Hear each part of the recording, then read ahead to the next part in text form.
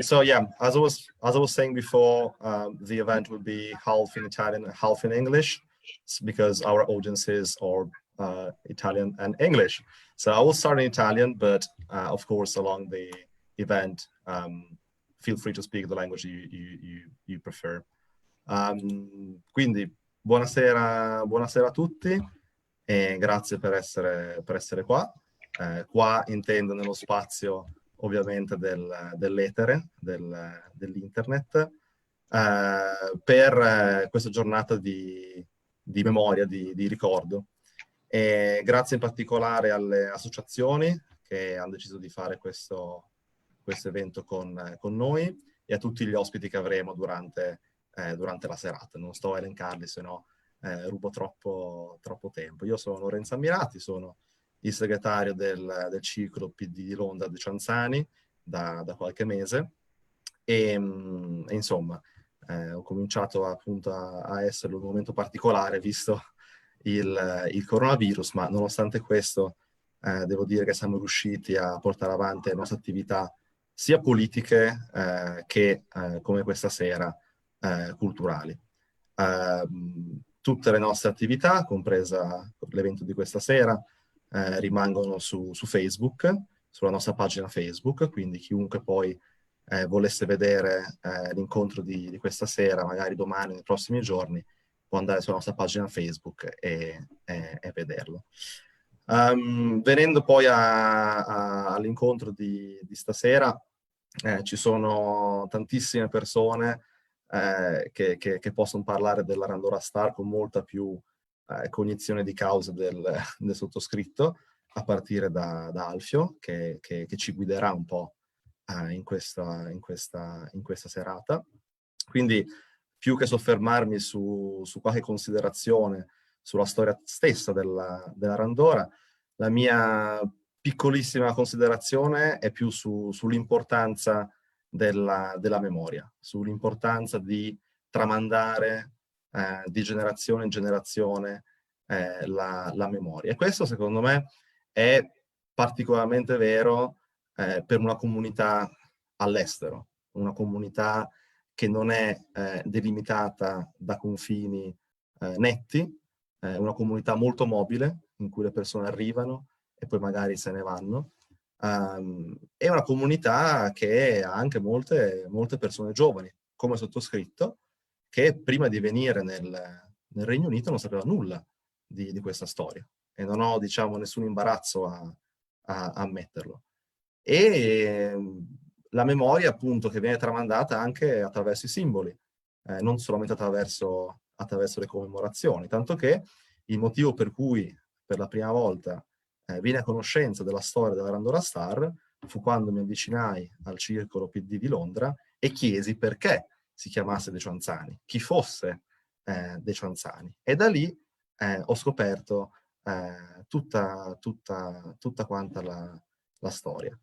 Quindi, insomma, la mia speranza dal mio punto di vista è che questa storia venga appunto tramandata, che la memoria si mantenga, e che persone che non hanno magari collegamenti diretti con la storia della Arandora Star possano prendere in mano questa storia e provare a portare avanti tutte quelle battaglie di verità che molti di voi hanno fatto.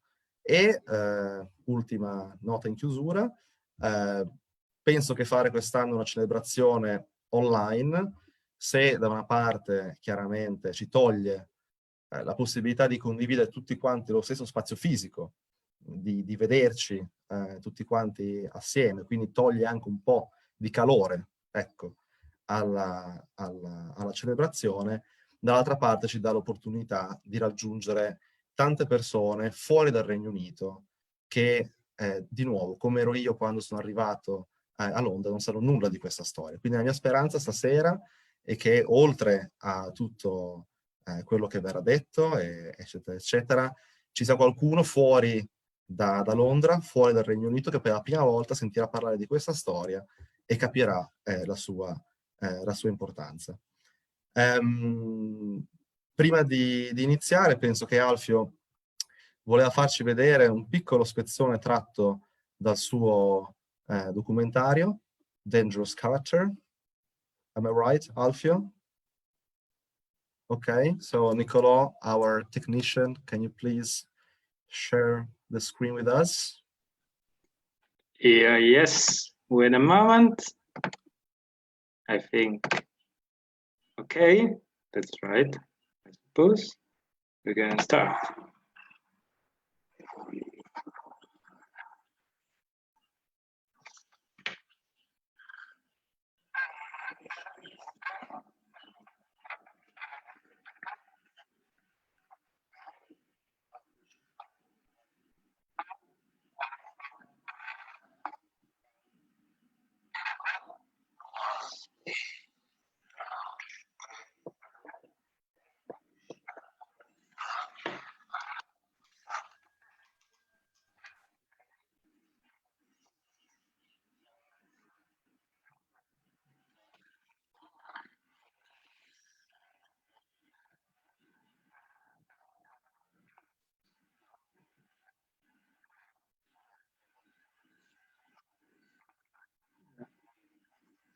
Diventare.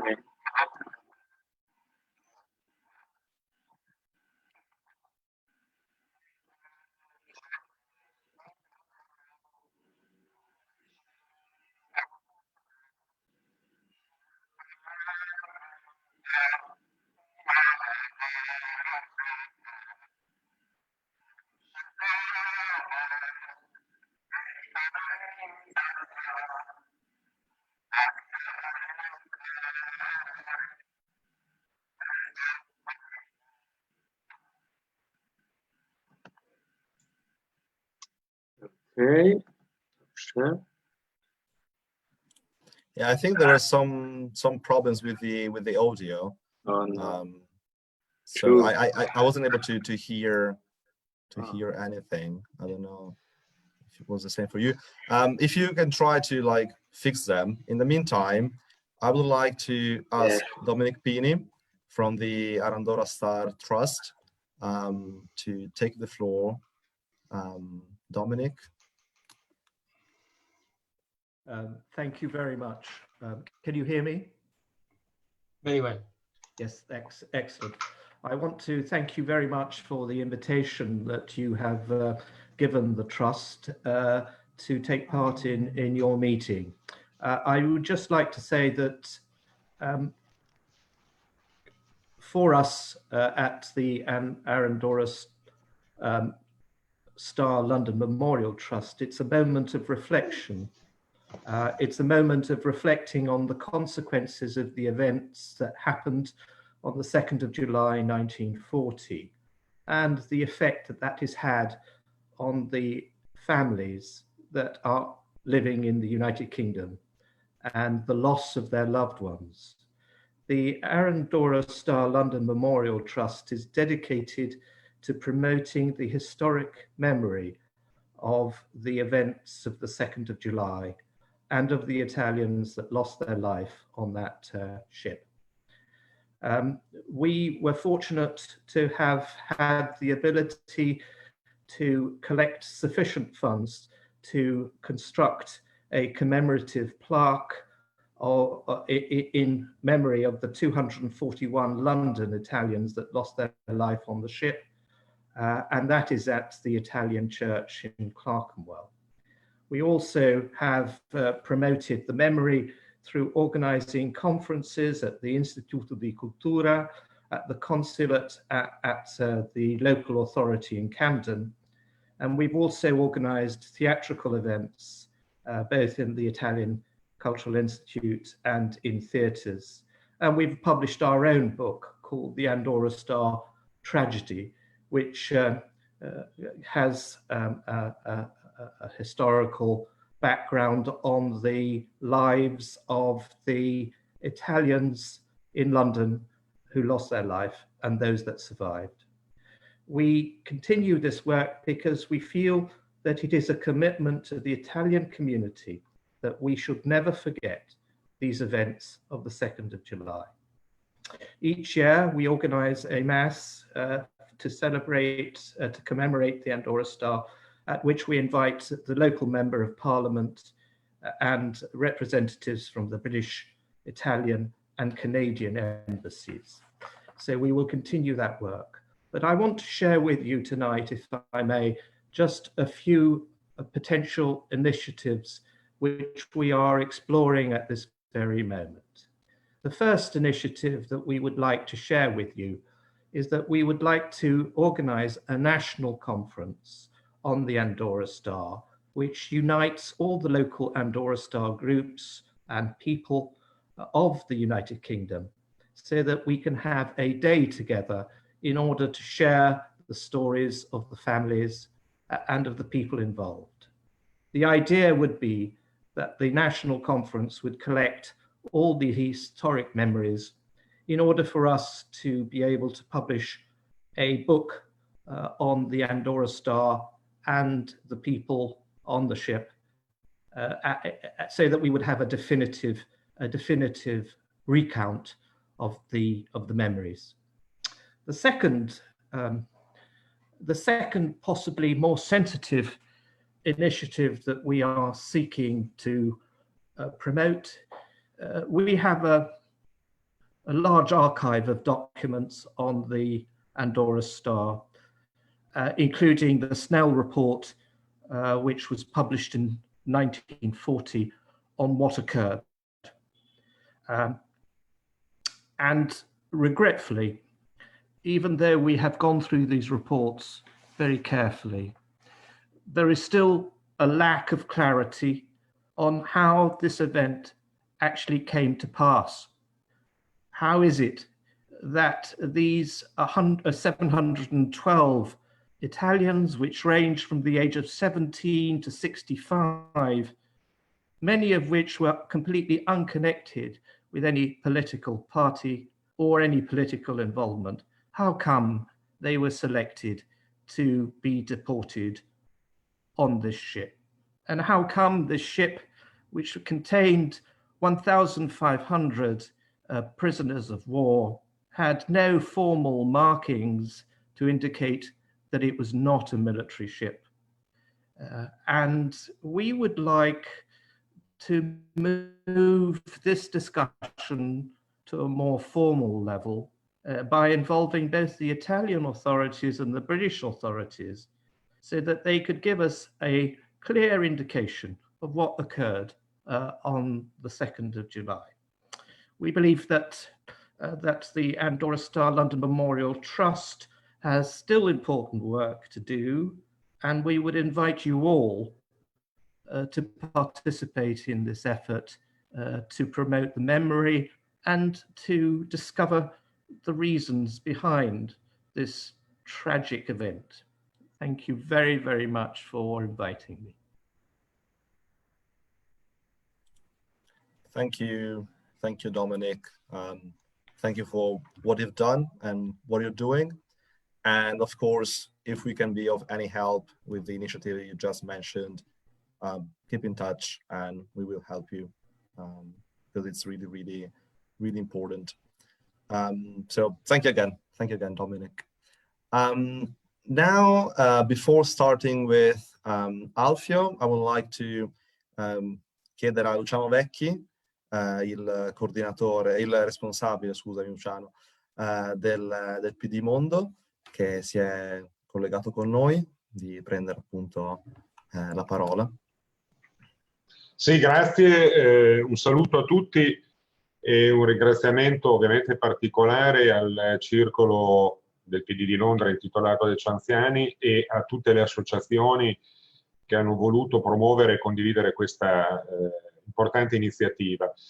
E devo dire è un gesto significativo perché la nostra comunità, intesa non soltanto come comunità politica di partito, ma come comunità di valori, fa della memoria e della conoscenza della storia uno degli elementi fondativi, il che è tutt'altro ovviamente che ostativo al fatto di occuparsi dell'oggi delle persone in carne ed ossa che sono presenti nelle nostre comunità, appunto, ma è come dire, un elemento che ci caratterizza e che cerca di portare anche nella politica quell'elemento di conoscenza, di valutazione, di lezione che c'è da trarre dalla storia, che spesso oggi viene dimenticata nel dibattito politico-culturale e nella discussione sulle cose da fare.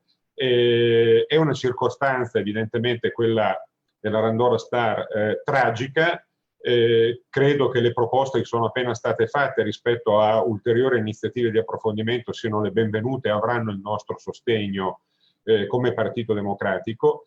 Come dire, ed è una vicenda ovviamente che si inserisce nella tragedia della guerra mondiale e della disastrosa partecipazione italiana a questa guerra, evidentemente.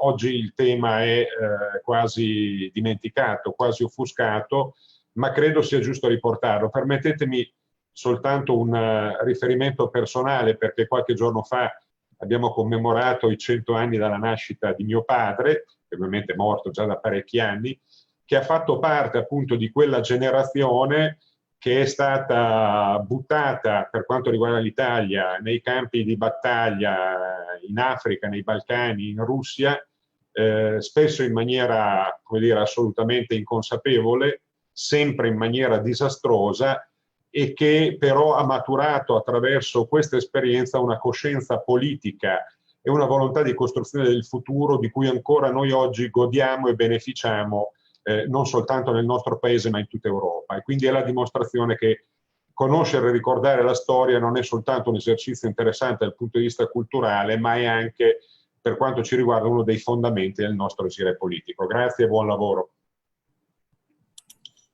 Grazie, grazie Luciano. So, Alfio, can you unmic the phone? So Tom? Alfio, really Hello, like, yeah. I would really like to thank you again for being here with us and for accepting to kind of like guiding the whole event, because I think there is no one that can do that better than you. So thank you very much again for being with us. Thank you. I read some of the messages sent out this morning by a number of people, and I heard the references just now to the question of memory, to the question of history, and I am struck by the way in which people seem to still be reluctant to acknowledge that the tragedy of the Arandora Star, with the loss of 446 or probably more people, we still don't know the exact number, I believe, began on June the 10th, 1940, when Mussolini declared war on Britain and France. That is the start of the tragedy. If Italy had not declared war, the 246 people would have remained alive. The families would not have to go through the sorrow that is still permeating the Italian community, not the Italian community in the United Kingdom, but also in Italy and in other parts of the world. So that is the start of the tragedy. That is the kind of responsibility that Italy seems to be reluctant to acknowledge. I'll tell you how it started with me to begin with. I was in London in the early 80s, and I heard the story for the first time from the Cypriot community. Someone said the Cypriot community was rather fortunate because of an Italian tragedy. No one was clearly laughing about this. And I asked, well, what do you mean by that? He said, well, the Cypriots in London were in a position to take over the restaurants, the hotels, and the catering service because so many Italians died in a tragedy, hundreds of them. So I said, what are you talking about? I had never heard of this story before. So I began to interview people, to investigate a little bit. And I spoke to survivors of the Arandora Star, including Serafino, the father of Dominic Pini. And then I went to speak to the redazione, to Panorama, the Italian weekly in Rome. I remember walking into the office. This was 35 years ago in 1985. And there was the editor, and there was a famous journalist at the time called Pino Buongiorno. And I said, look, here there is a story that I've never heard before. Maybe you are interested. And I told them about the Arandora star, and they dropped. I mean, they said, what are you talking about? We know that you drink a lot of tea in Britain, but what do they put in the tea? I said, no, it's not a joke. It's a real story.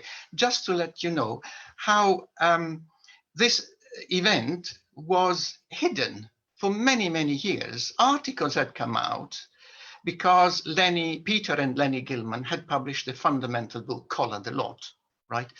And some articles had been published in Italy, but they were all centered on how senza pietà Churchill had been. Churchill fu spietato con gli italiani. It was this gist of the argument, as if the British were actually almost the reason for the tragedy, right?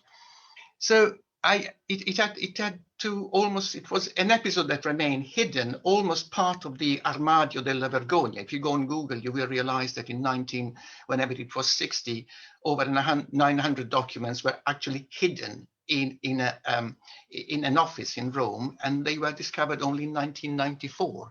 15,000 people being killed by the Germans and by the Italian fascists. Histories remained completely hidden. So no one knew about this Arandora star story, right?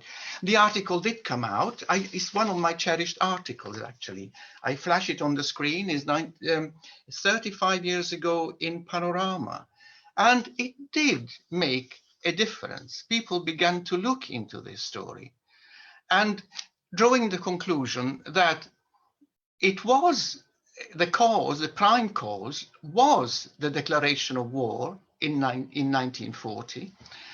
But what remained hidden to me, because at the time I hadn't studied the Italian community, was why this community was perceived as a potential risk to the United Kingdom in 1940, to the extent that measures had to be taken to prevent sabotage or other forms of enabling the Germans and the Italians to come into Britain. Because there were people who would have welcomed Hitler and Mussolini in Trafalgar Square. You know, the Italian community was part of a project. It's the two Italies. I'll show you one of the images I flash it on the screen. Le due Italie. This what was one of the platforms used by the fascist party in Italy.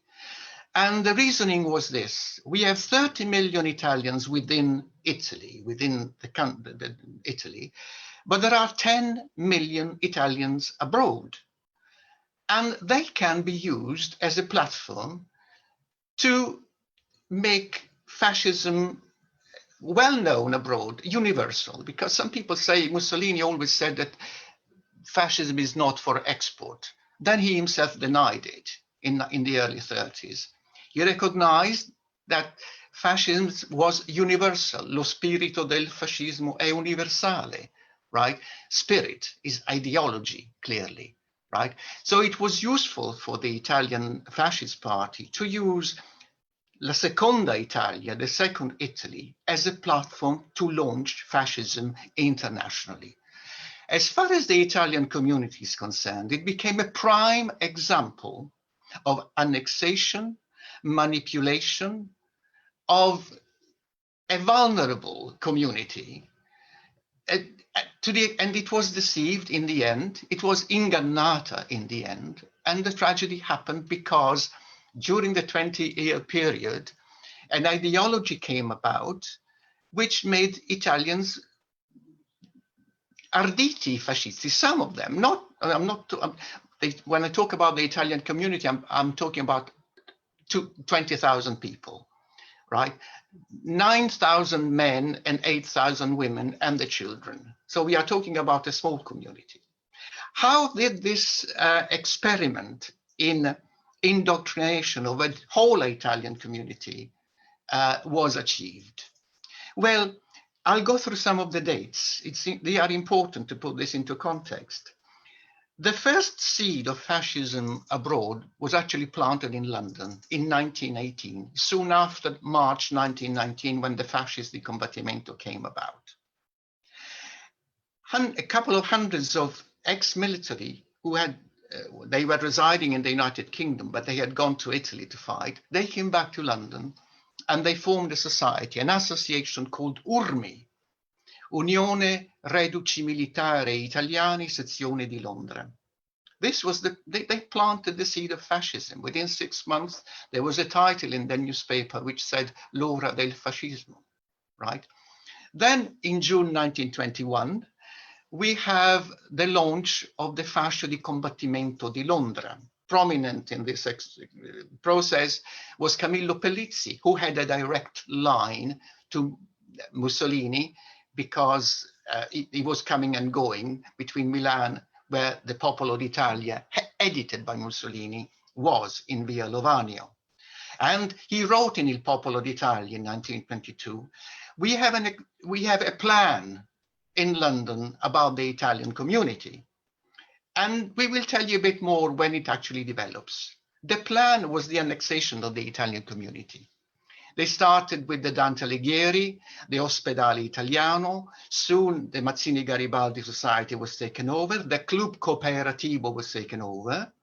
In the 20s, we have the development of the Casa del Popolo, basically the seats, the watchtowers of fascism in the United Kingdom.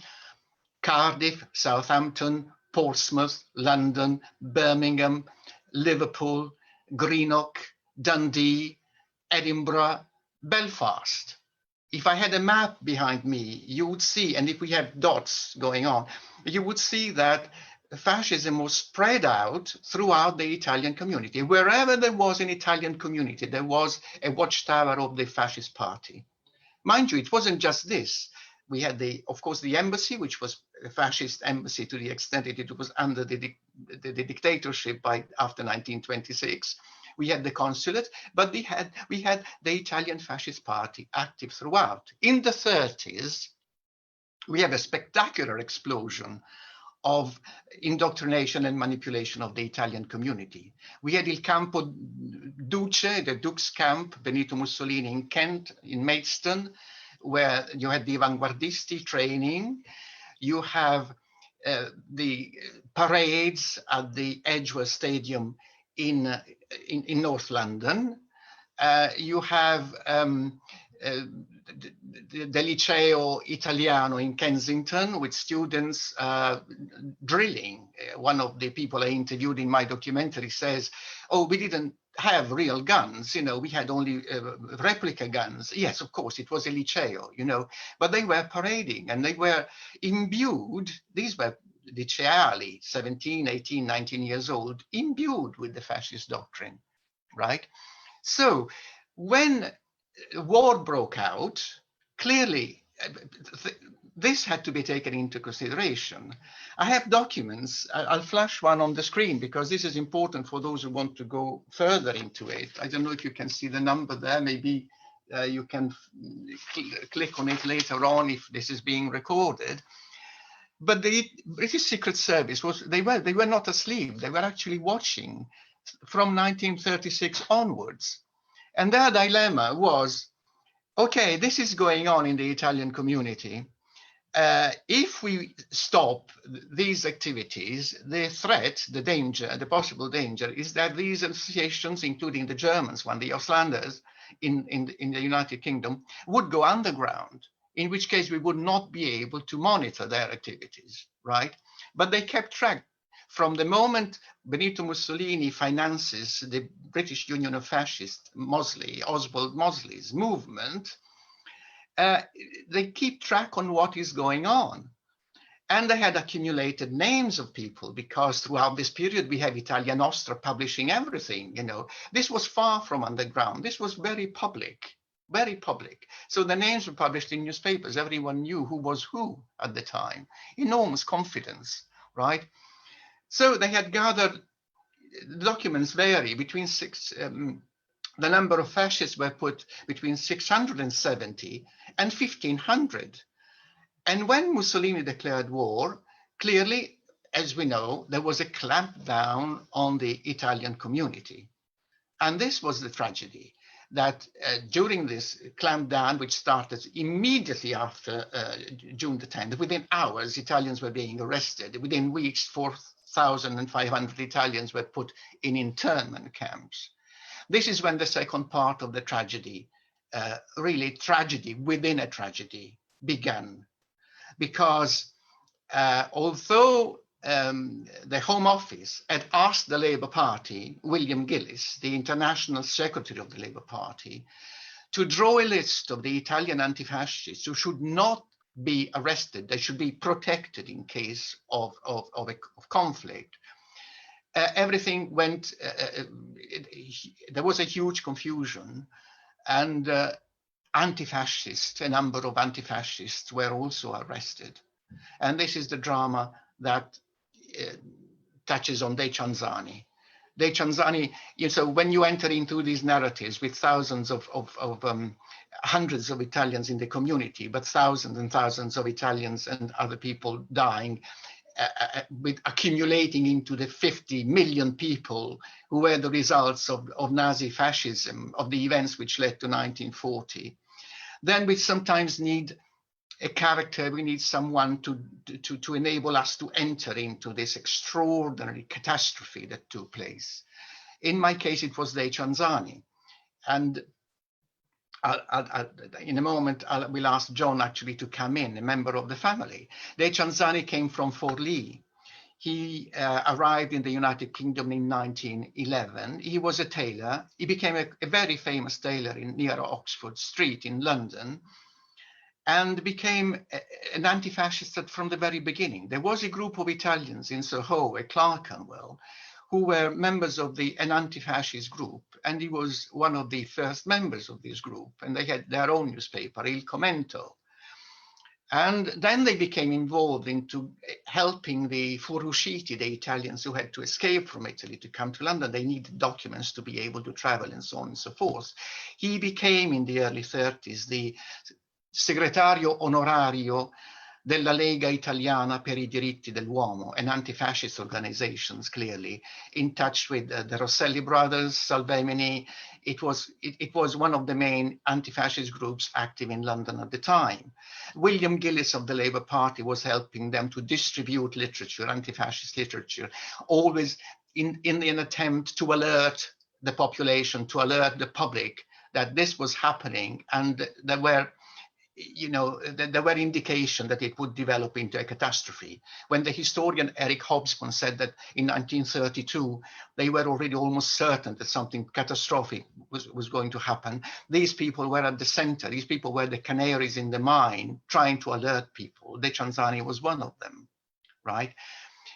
He was, when Gillis he was asked by the Home Office to draw up a list of anti-fascists, Cianzani helped to draw the list, and dozens and dozens of anti-fascists were on this list, right? But when the arrest began straight after 1940, June 10th, 1940, a number of anti-fascists were actually interned, and some were put on the Arandora star, right? And the insult, as Renée Anzani, the daughter of De Cianzani, says, was my father ended up with Nazi fascists, on the Italian, on the Arandora star. There were certainly a large number of fascists there, and there were, we haven't mentioned it, but there were also German prisoners of war, right? And of course, and then there was so the other catastrophe, the other tragedy within the tragedy, a number of Jewish people who had taken refuge in the United Kingdom, also on board of the Arandora star. So it's a tragedy within a tragedy. Hence the issue of memory and the importance of to view this event from a historical perspective in order to gain more knowledge, because there are threats even to the present day. And we have to understand how a community of 20,000 people can be manipulated to that extent to be penetrated in their consciences, which is what took place, to be indoctrinated to the extent that they were perceived as a potential threat to the United Kingdom. Technically, the threat was radios. They could have communicated with the Germans. They could have set, because obviously there was a blackout after 1940, everything, that this country was in darkness, literally. That's what we have to imagine, right? And the strategy of sabotage was to light fires, to help the German planes to drop bombs on potential installations. So the threat was real, clearly, right? Now, I'll hand down to John. I know that there were problems with the audio earlier on. I'd like to have a clip of De Cianzani's daughter, Renee, as she remembers the moment when the family heard that De Cianzani, who had been an anti-fascist for 20 years, was actually one of the victims of this tragedy. Yes, I hope it will work. In your case, we have subtitles. Let's start. Wait a moment. Video. Yes.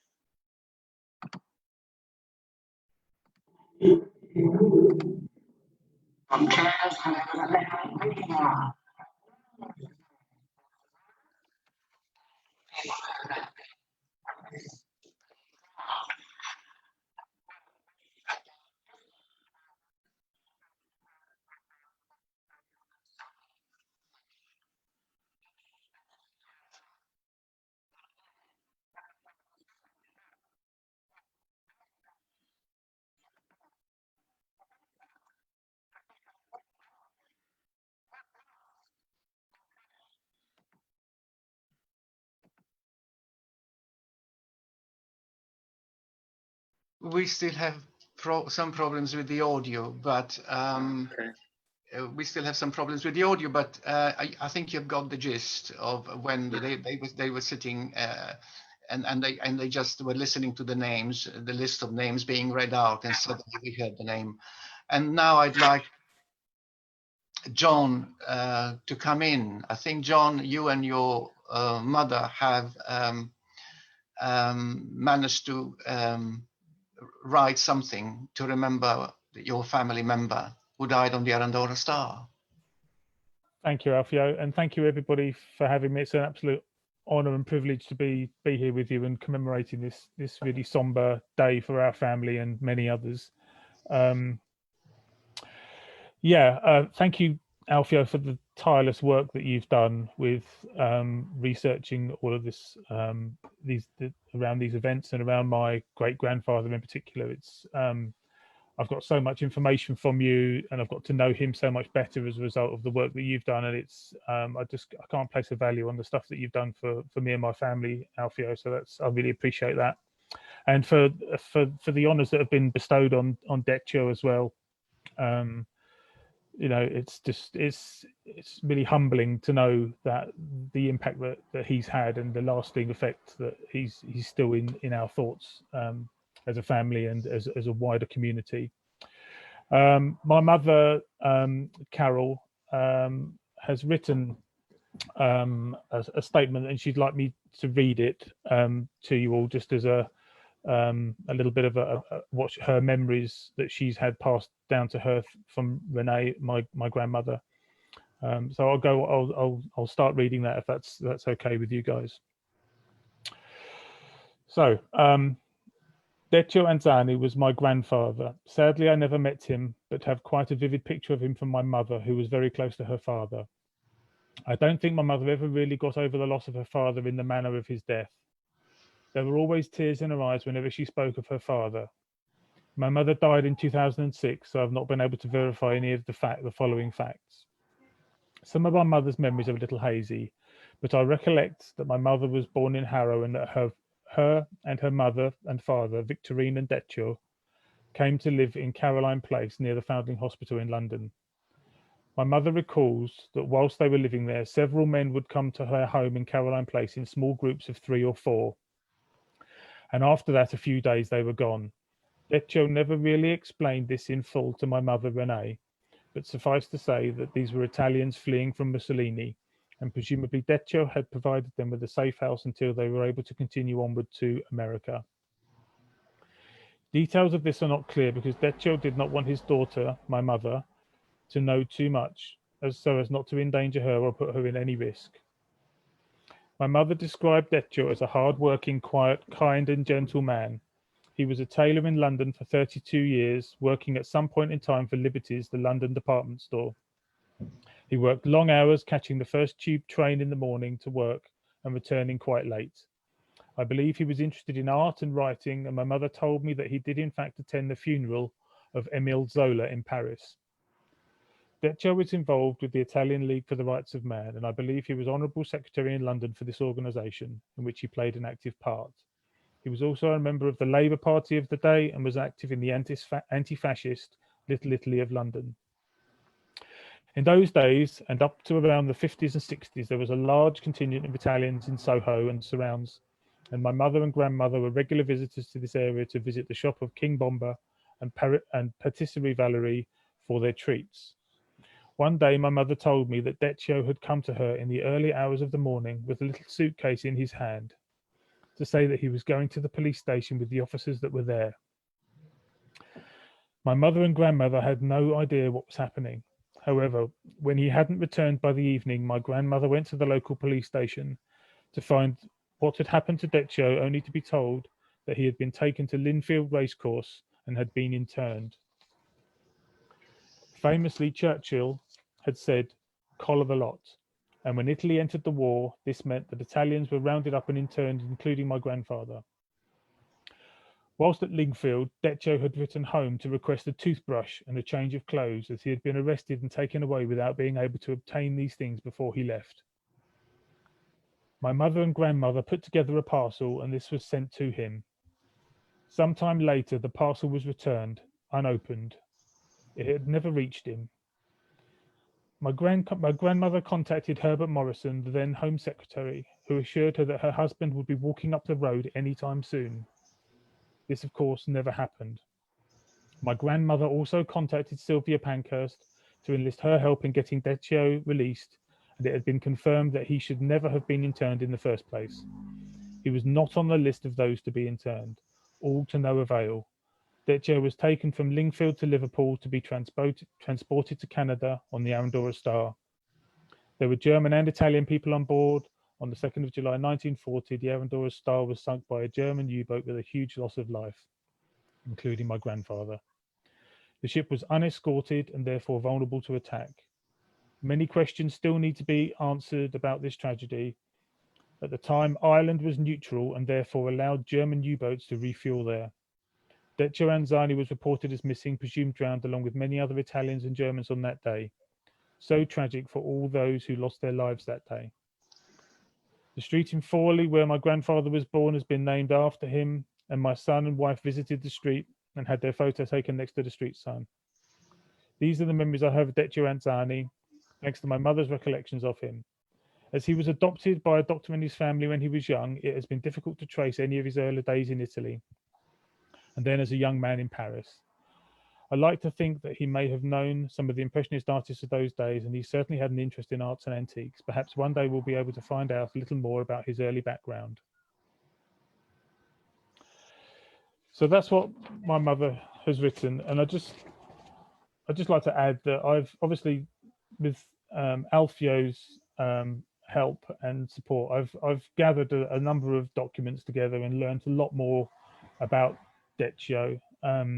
But there's still so much that we don't know. Obviously, he was an orphan, so we don't know much about his parents, and we don't know much about the people that he helped to transit from Italy, get out of Italy, get safe, and hopefully find safety either in the UK or abroad. And it would be nice to learn more about that at some point. And in these present times that we live in, there's so much intolerance and division is rife. It's humbling, really, to know that my great grandfather 80 years ago was working to sort of right the injustices that still prevail in some places. But we're very proud of him, and I'd like to thank you for inviting me on this call today.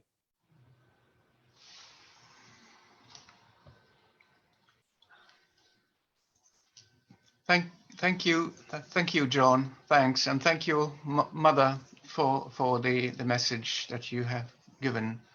Yes, Dechanzani's example will remain there in history from now on. It's going to be there. In the early clip, right at the beginning of the event, one of the people you saw at the end was Uberto Limentani, who used to work for the BBC when he was arrested and interned.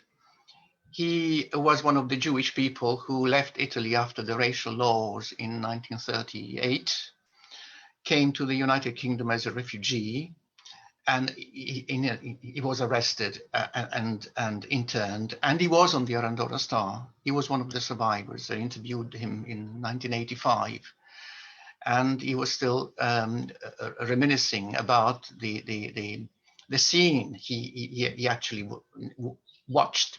The ship, was torpedoed at 7 o'clock in the morning, and it went down within 20 minutes. So you can imagine we can't imagine what went on. But he did manage to survive, and he never forgot it, clearly. So I mentioned Limentani because I'm about to introduce Danny. Danny, your father also came to the United Kingdom as a refugee, I believe, and he was not on the Arandora Star. But tell us the story of your father, please. Yes, thank you very much, Alfio. And I'll just give you a little bit of background. My father, can you hear me okay? Is everything all right? Yes, good. My father, Elio Nissim, was born in 1899 in Florence into a Sephardic Jewish family, many of whom had been lawyers through generations. So after studying law at university, Elio joined the family firm, Studio Nissim, and became a specialist in matrimonial law. Of course, there was no divorce in Italy at that time, but a marriage could be annulled under Catholic canon law, and that's what he specialised in.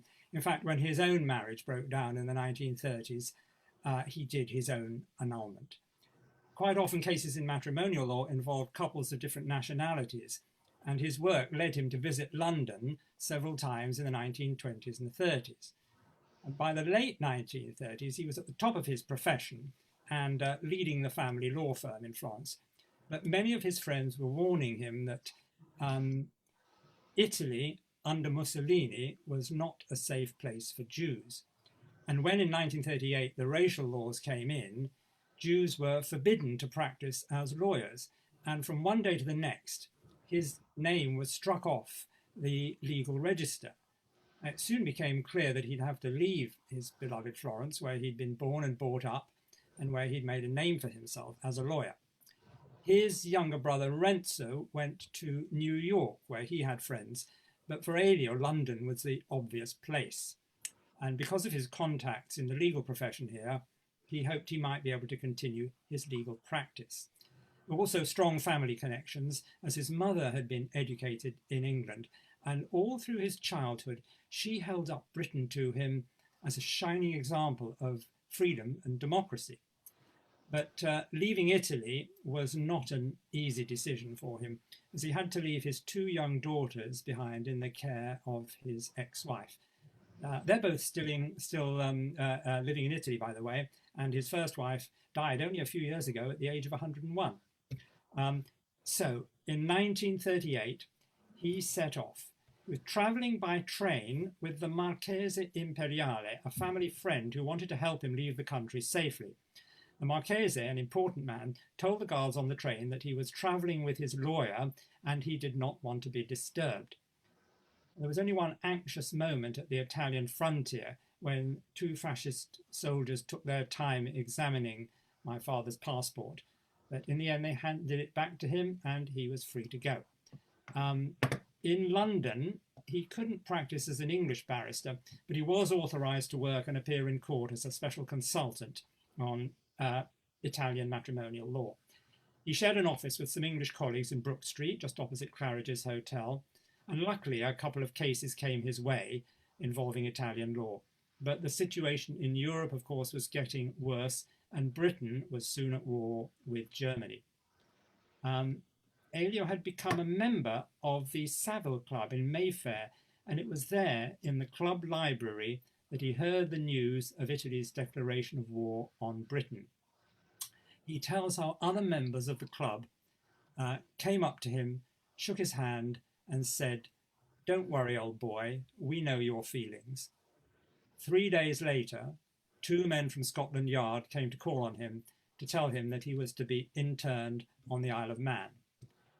At first, he was taken to Kempton Park Racecourse, and from there he was sent to the camp on the Isle of Man, where he found himself among Italians of all sorts, fascists and anti-fascists, waiters, cafe owners and hotel proprietors, Sicilian importers of tomatoes and oranges, as well as a few counts and other members of the Italian nobility who happened to have been in Britain at the wrong time. Among the people with him in the camp, he's mentioned, were the socialists, Paolo and Piero Treves, the film director, Mario Zampi, and the lawyer and future film producer, Filippo del Giudice, who would go on to produce Laurence Olivier's Henry V. Also in the camp was Charles Forte, later to become Lord Forte, the hotel owner. With all these people from the food and catering profession, my father often used to say that they probably ate better there than people in London. In fact, he was only kept interned for a few months.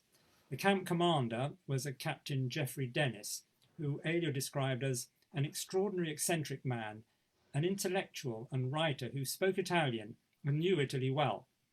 After a few months, Elio was called in to see Captain Dennis and told to pack his bags, as he was to be set free the following day. There'd been no bombing on the Isle of Man, but he found himself back in London in the middle of the Blitz. He'd received a letter from the authorities granting him permission to resume his legal practice, but the war meant that he had no clients. Luckily, it wasn't long before he was invited by Cecil Sprigg to join the newly formed Italian section of the BBC, soon to be called Radio Londra. He was to broadcast live to the Italian people. Elio had no experience in front of the microphone and had never been involved in politics, but he felt that he could speak to the Italians, appealing to the historical bond of friendship between Britain and Italy. He would be the ordinary man, speaking as himself, a man from Florence who happened to live in London under the Nazi bombs. At the microphone, he tended to emphasize his Florentine accent and use regional vocabulary. So when it was suggested that his talks be called the Uomo Qualunque, he agreed, but he spoke it in the Tuscan way, Uomo Qualunque, O-M-O. By coincidence, he soon found himself working under his own old Isle of Man camp commander, Geoffrey Dennis, now a major, who had become the editor of the Italian talks at the BBC. Did Dennis know that he would be working for the BBC, and had he planned to recruit Elio when he released him from the Isle of Man? That's something I'm just not sure about. Anyway, Elio carried on his BBC talks all through the war and into 1946. Luckily, he kept copies of many of the scripts, which are fascinating week-by-week accounts of the war as seen by an ordinary Florentine in London. After the war, Elio stayed in London and became a naturalized British subject. In 1946, he married my mother, and in 1950, I was born. He died aged 96 in 1996. Some of the stories of his life, including his arrival in Britain and his internment on the Isle of Man, have been collected and published in a book called Il Pappagallo del Nonno. He was never bitter about being interned and always said that he was treated well during his brief period on the Isle of Man, and quite understood that Britain had to take emergency measures in time of war. Although he always remained a true Italian, or rather a true Tuscan, he always expressed a loyalty and gratitude to the country which had given him refuge and which he made his home. Thank you very much. Thank you, Danny. Thank you. I met your father on the where was the Radio Londra when I went there at Bush House. He was there with a number of Italians who had actually worked for Radio Londra. It's what an amazing story. They still had vivid memories of their grouping together in the blackout and reading their scripts on the microphones. That's what I learned. That's where I began my work as a journalist, actually, under their influence. Yeah. In 1960. He was in Bush House when it was bombed, actually. Yes. Right. Now I go on to Terry. Terry Colby. Terry. You are still doing research on the Arandora star, and you are writing about it, and you may have something new information to give us, or perhaps more information about the Italian community, of which you are such an expert with your books. Terry, your microphone is switched off. Is it on? Okay. Yes. Thank you, Alfio, and thank you everyone for being here, and especially the organizers. I think this is an amazing forum and I'm very much enjoying it. Yes, I've been working recently on a paper for the 80th anniversary of the Arandora star to be published in the academic journal Italian Studies. I've had three main areas of interest. The first one is the narrative, the story of the Arandora star, how that story is told. And that's both the written narrative and the oral narrative as well.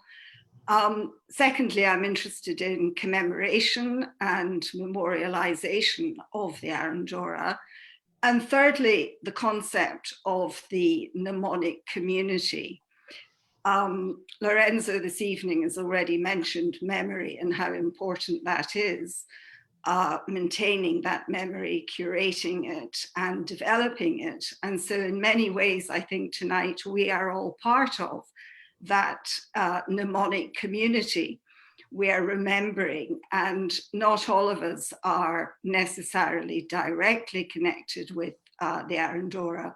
We're not families of victims and so on, but we are nevertheless part of the community who remembers. So those three areas have been broadly my recent interest in the Arandora. In terms of the narrative, it's been very, very important because, of course, there's no physicality attached to the Arandora. There were no bodies other than a very few of them that were identifiable. So the narrative itself became really important in remembering.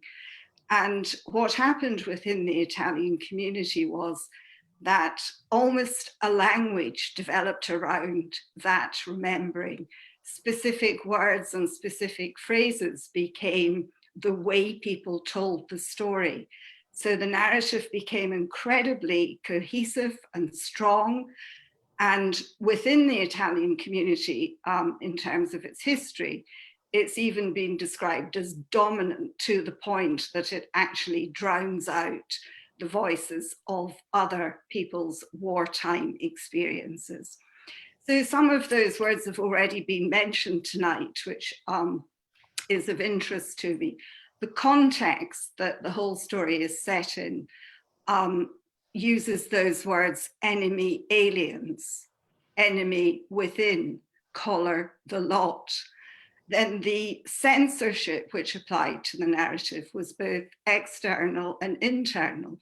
So people couldn't speak to the outside world. And there was also the trauma of the event which repressed the memory, and they didn't really speak very much about it within the community itself.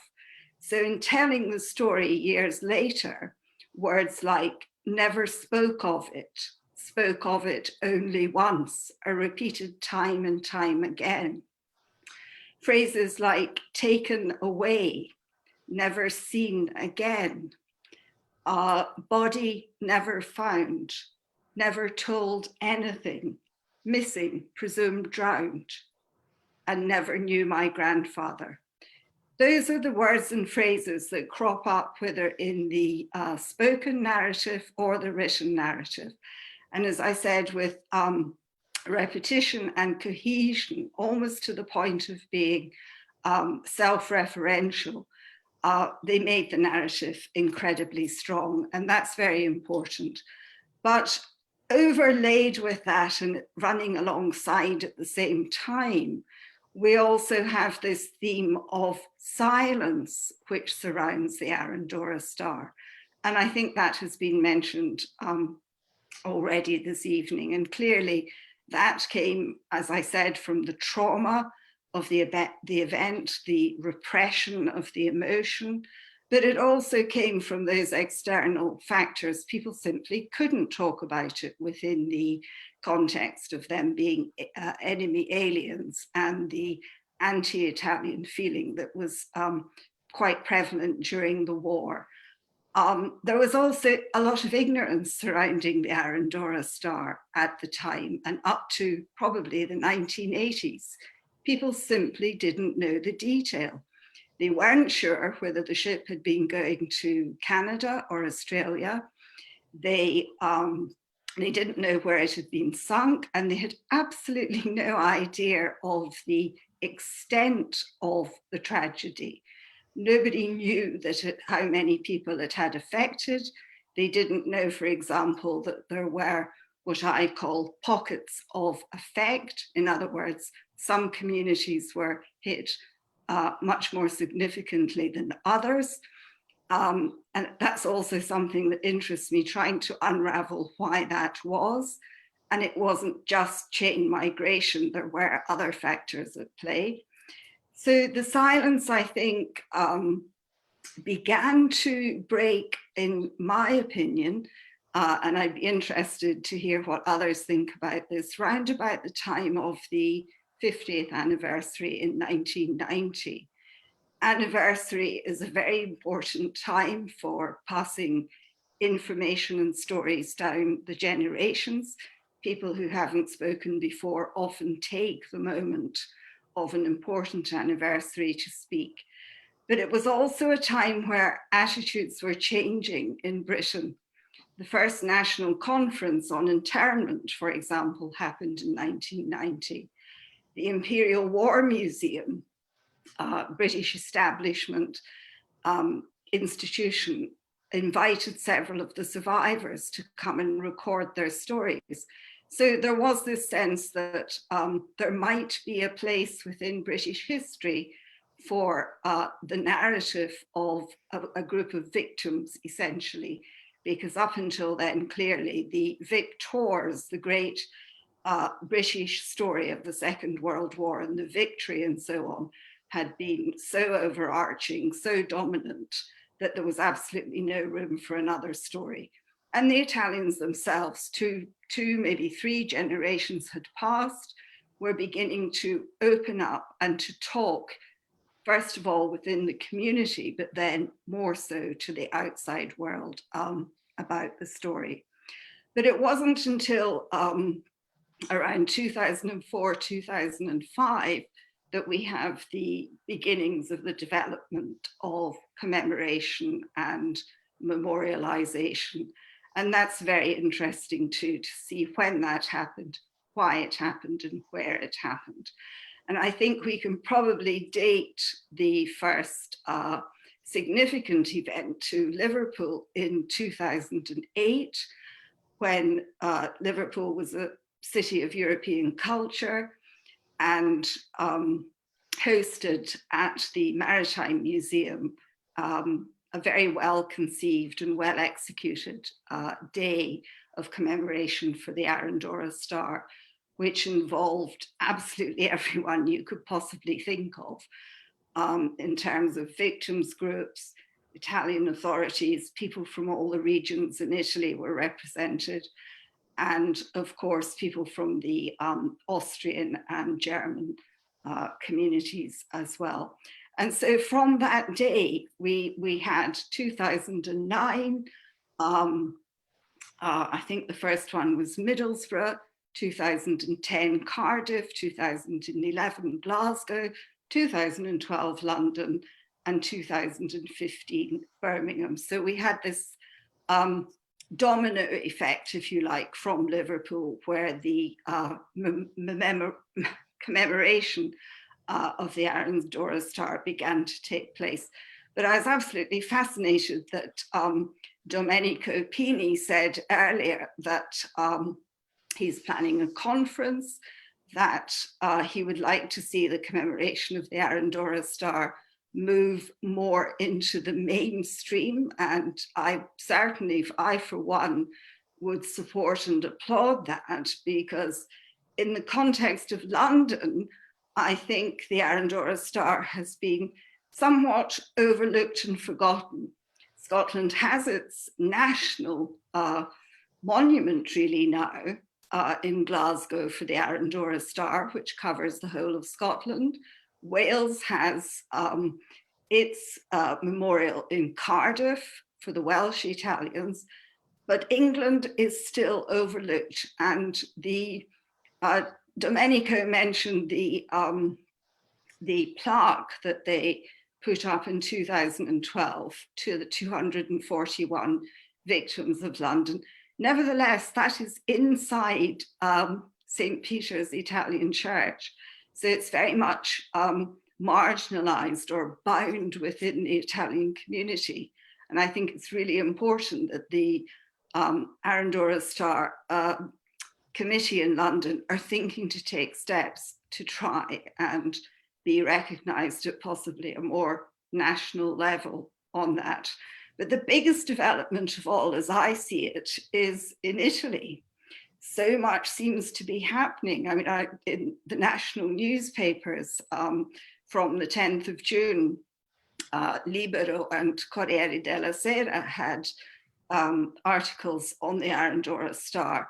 Mediaset is running a Canale 35, I think, is running a series on the Second World War, dedicated a whole episode, again on the 10th or the 11th of June, to the Arandora Star. And again, I was interested in, I think it was Lorenzo said earlier, that more involvement from Italy, from the political structures in Italy would be very much welcomed. And so I have this feeling that the story has, the narrative is growing and it has a long way yet to go. Thank you very much. Thank you. Thank you, Terry. There'll be room for questions at the end, towards the end. I'm going to hand over now to Roberto to introduce some of your guests. Roberto, yeah. Is that all right? Yeah, perfect. Thank you very much, everyone. Thank you, Alfio, for the historical introduction. I think this is an amazing story in its tragedy. It's an unspeakable tragedy. But without putting this story in the context, this story will be like an accident. And we don't understand enough of what happened without talking about the history behind. And I would like to move on the second half of this call, focusing more on the academical part of the research. So I would like Terry to help us a bit on the research that needs to be done yet on this story. So what are the aspects and the bits of these stories that have not been clarified so far? For instance, if there are still information in the archives which are under the secrecy of the state. And in this regard, what is the position of the UK authorities on disclosing this information and completing, like let's say in Italian, chiudiamo il cerchio, closing the cycle of this history. On the other side, I would like also to introduce Tony Ricciardi, who is an historian from the University of Geneva. He's a professor of migration and is very focused on the Italian migration in the world. He has a very strong background in the history of the Italian community in Switzerland, and with these researches they have been able to present a lot of stories of Italian immigration, Italian tragedies as well, Italian stories of the Italian community in Switzerland. Mattermark is one tragedy which affected the Italians long time ago. So I would like to ask Tony what type of research in these cases you would suggest the audience here, and Terry or any other person that has been involved with the research on this story. What is the method that you have used also on your side, and what has been in your case as well, the resistance from the authorities in Switzerland concerning the story? And I want just to close, I don't see Caterina Soffici online because probably she has gone on another event, but maybe we will catch up with her later towards the end. But there is also one thing that I would like to say. This tragedy cannot be read as a normal tragedy of the migration or Italian immigration or Italian migration history. This is a more complex story, is a more complex event, which involves history, which involves politics, which involves the way we read also migration as a topic. And let me remember that today we had the message of the President of the Republic, which I think was very overwhelming. And he pointed out very well at the end of this message, saying that this unspeakable tragedy is also a warning against wars and in favor of the brotherhood of cooperation among nations. So I think the passion that I found in this story, thanks to Alfio, I was introduced. I arrived to this story through the anti-fascist channel, investigating the anti-fascist movement in the UK during between the two wars. I think what is passionating of this story is the fact that there is a lot of current reading on this story that we can report to today. The way we approach migration, the way we approach the idea of citizenship is something that in that story is very much entrenched. And the risk the world is facing, or a nation is facing, population is facing, especially in the European dimension, is very much there. So that is also, for me, an European tragedy, which is, again, a warning for us today. So I will leave the floor to you, Terry and Tony, to give your contribution on this. And after that, I think everyone in the audience can raise his or her hands, and maybe if you have memories about your family or the story in itself, or other stories also related to the Arandora stars, please feel free to speak up. Thank you. Terry, do you want to start?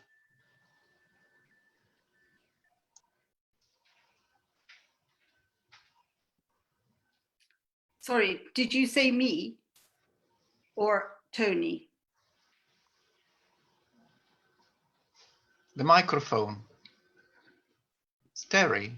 Yes. It's you. It's me. Oh, sorry, I thought you said Tony. It's okay. Go ahead. Go ahead, Terry. Terry, go ahead. Okay, so yeah, a lot of what you said was really very interesting, Roberto. And I have to say that as a historian, as we know, history can be looked at from different perspectives, can't it? It depends who is writing the history, what interpretation and what perspective you're going to put on it. And what I've noticed is that the writing that's done in this country on the Arandora star is very much from a British perspective, and it doesn't engage in those questions you mentioned, all those things that we still don't know about the Arandora star, or we think we don't know, or we think that there might be files still closed in the National Archives, but we're not sure. And the Italians are still framed very much as they were enemy aliens, whereas if you look at the Italian writing on the subject, it talks about emigranti, which of course humanizes those people right at the beginning, and is much more direct in being anti-British and saying there were civil rights issues, there were political issues, there were contraventions of international codes and conventions and so on. And we are now getting very close to the bone, if you like. It is becoming, and again, that's what Domenico Pini was saying, we need to get down to the basics here, if you like. There are people who still want to know more and who are no longer prepared to accept that files have been destroyed, or files have been mislaid, or files are still closed.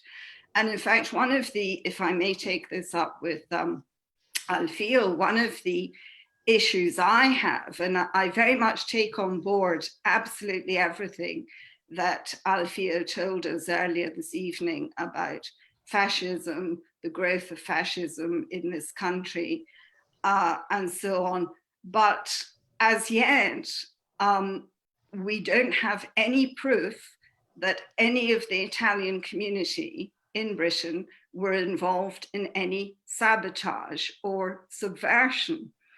And therefore, from a British historian's point of view, they are using this information to say that the narrative of the Arandora star is being used to hide the fascist activity that was prevalent in the 1930s in the Italian community. And so my reply to that is, we still don't know. And there are files, unfortunately with lockdown, I haven't been able to categorically research this, but there are files, security service files, that are closed until 2042. So is there anything there? We don't know. However, that said, I did also find a file, and again, I mentioned this to Alfio, from the security services that says there was no underground intelligence network in Britain, either before or during the war. So it's an incredibly complex, as you said, area, and it's also a highly sensitive one. And it's just how far any academics or journalists or investigators on either side are prepared to go. But I do feel, as I tried to mention earlier, that the push has to come from Italy. It has to come from the other side. It's very difficult for the Italians living in this country, or indeed historians, academics in this country, to say the things that can easily be said from the other historical perspective.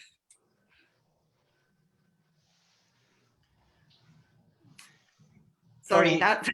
Yeah, that is, I mean, that is very, very interesting, because as you said, the complexity of even from the British side is to rethink about their history and to disclose everything. So that is part that probably is the second step that we should take as a community. And I think the fact that the story is more and more known in Italy as well, and also the way we are approaching history of the Second World War, with all the responsibilities from one side and the other, but I think this can contribute definitely to a historical, more critical approach and more even fair approach to understand the real facts. So Tony, coming to you, so can you talk about your research and what you think are some of the similarities, and probably from your point of view, what is the main difference of this very British story with the rest of the other stories in the Italian emigration history? Thank you Roberto, se mi permettete io parlerò in italiano perché immagino che lo capiate bene tutti e mi rende a fine giornata lo speech più semplice e facile. Beh, intanto grazie, per me è un onore essere stato invitato in un momento come questo perché lo diceva Roberto, io sono uno storico contemporaneista che si è occupato di catastrofi, adesso sto lavorando sulle catastrofi del Fordismo, mettendo insieme un po' tutto quello che è accaduto, tutta l'emigrazione italiana che si è spostata per il mondo e che purtroppo ha contribuito alla realizzazione di opere strategiche per la produzione di energia nel mondo e che sono purtroppo morte.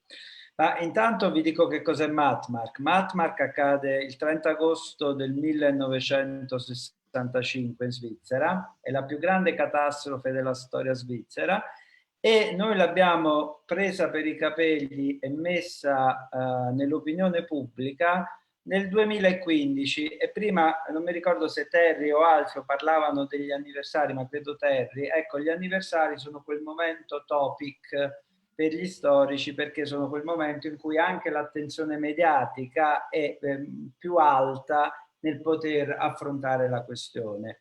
Crollò il ghiacciaio, morirono 88 persone, 56 italiani.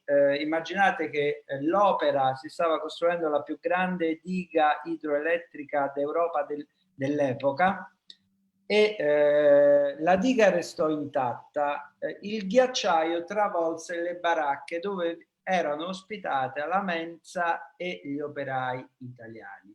Se il ghiacciaio si fosse staccato mezz'ora dopo, i morti sarebbero stati 600. La vicenda durò, insomma, ci fu molto scalpore, molta attenzione mediatica, 7 anni per il primo processo, nel quale i 17 imputati furono tutti assolti. Dopo 2 mesi ci fu molto scandalo nell'opinione pubblica, soprattutto anche italiana. Si andò all'appello, di nuovo tutti assolti e i familiari delle vittime condannati al pagamento del 50% delle spese processuali. Matmark finì così. Quando noi abbiamo messo mano, e io ho iniziato, è un lavoro che è durato 4 anni, ho iniziato ad andare in archivio, è un po' quello che anche diceva Terry, io ho per alcuni fascicoli, soprattutto quelli relativi alla SUVA, che è l'equivalente dell'INAIL italiano, ovvero quest'istituzione assicurativa sul lavoro, diciamo questa istituzione nazionale pubblica, abbiamo fatto le richieste, ci sono arrivati i permessi dopo 6 mesi e dopo 6 mesi io sono andato all'archivio federale di Berna nella civilissima Svizzera, ho aperto il fascicolo ed era vuoto. Alla domanda perché fosse vuoto, je ne sais pas, mi rispose una persona che era francese dicendomi I don't know. E questo è il dato. Quando poi siamo usciti pubblicamente con la storia, insomma, io ho ricevuto più di una telefonata il giorno prima della conferenza stampa pubblica con persone che in varie lingue, voi sapete la Svizzera è un paese multilingue, in varie lingue mi esortava a non fare la conferenza stampa perché era una cosa del passato che non interessava più a nessuno. Con questo cosa voglio dire? Non voglio, e mi avvio a chiudere perché già l'ho fatta troppo lunga. Vedete, qui più che altro credo che si possa parlare, senza entrare nella polemica da quando nacque l'espressione coniata da Habermas, l'uso pubblico della storia, no? Allora, che cosa ne facciamo noi della storia e della memoria? Come la usiamo nello spazio pubblico? E questa storia è una storia, nel vostro caso, britannica? È una storia che riguarda l'Italia o è la storia, perché la storia sostanzialmente è una che mette insieme tante storie? Io credo che per rileggere questi fenomeni, almeno è l'approccio che uso io, e Terry non so, ma credo che sia probabilmente d'accordo, e se adottassimo l'approccio della global history, intesa non come world history, ma global history nelle interconnessioni, nelle relazioni tra i luoghi, degli eventi e tra le persone che sono interessate, le nazioni che sono interessate agli eventi, probabilmente riusciremo a riscrivere la storia. Vedete, il problema di questa tragedia è che avviene nel 1940 e quindi tutto quello che è accaduto in quello spazio temporale è stato travolto dalla grande storia intesa come i grandi eventi. Pensate, per stare all'attualità, in quanti libri di storia è finita la Spagnola? Eppure la Spagnola in un certo qual modo ha determinato le sorti della prima guerra mondiale, per alcuni versi, eppure si parla della prima guerra mondiale. Perché si ha fatica a fare emergere questa storia? Perché sposta l'attenzione, direbbe Piero Bevilacqua, sposta l'attenzione e disturba la grande storia. La grande storia di quell'epoca era che da un lato c'erano i cattivi, e Alfio lo diceva, Alfio non parlava altro che della fascistizzazione dell'emigrazione italiana.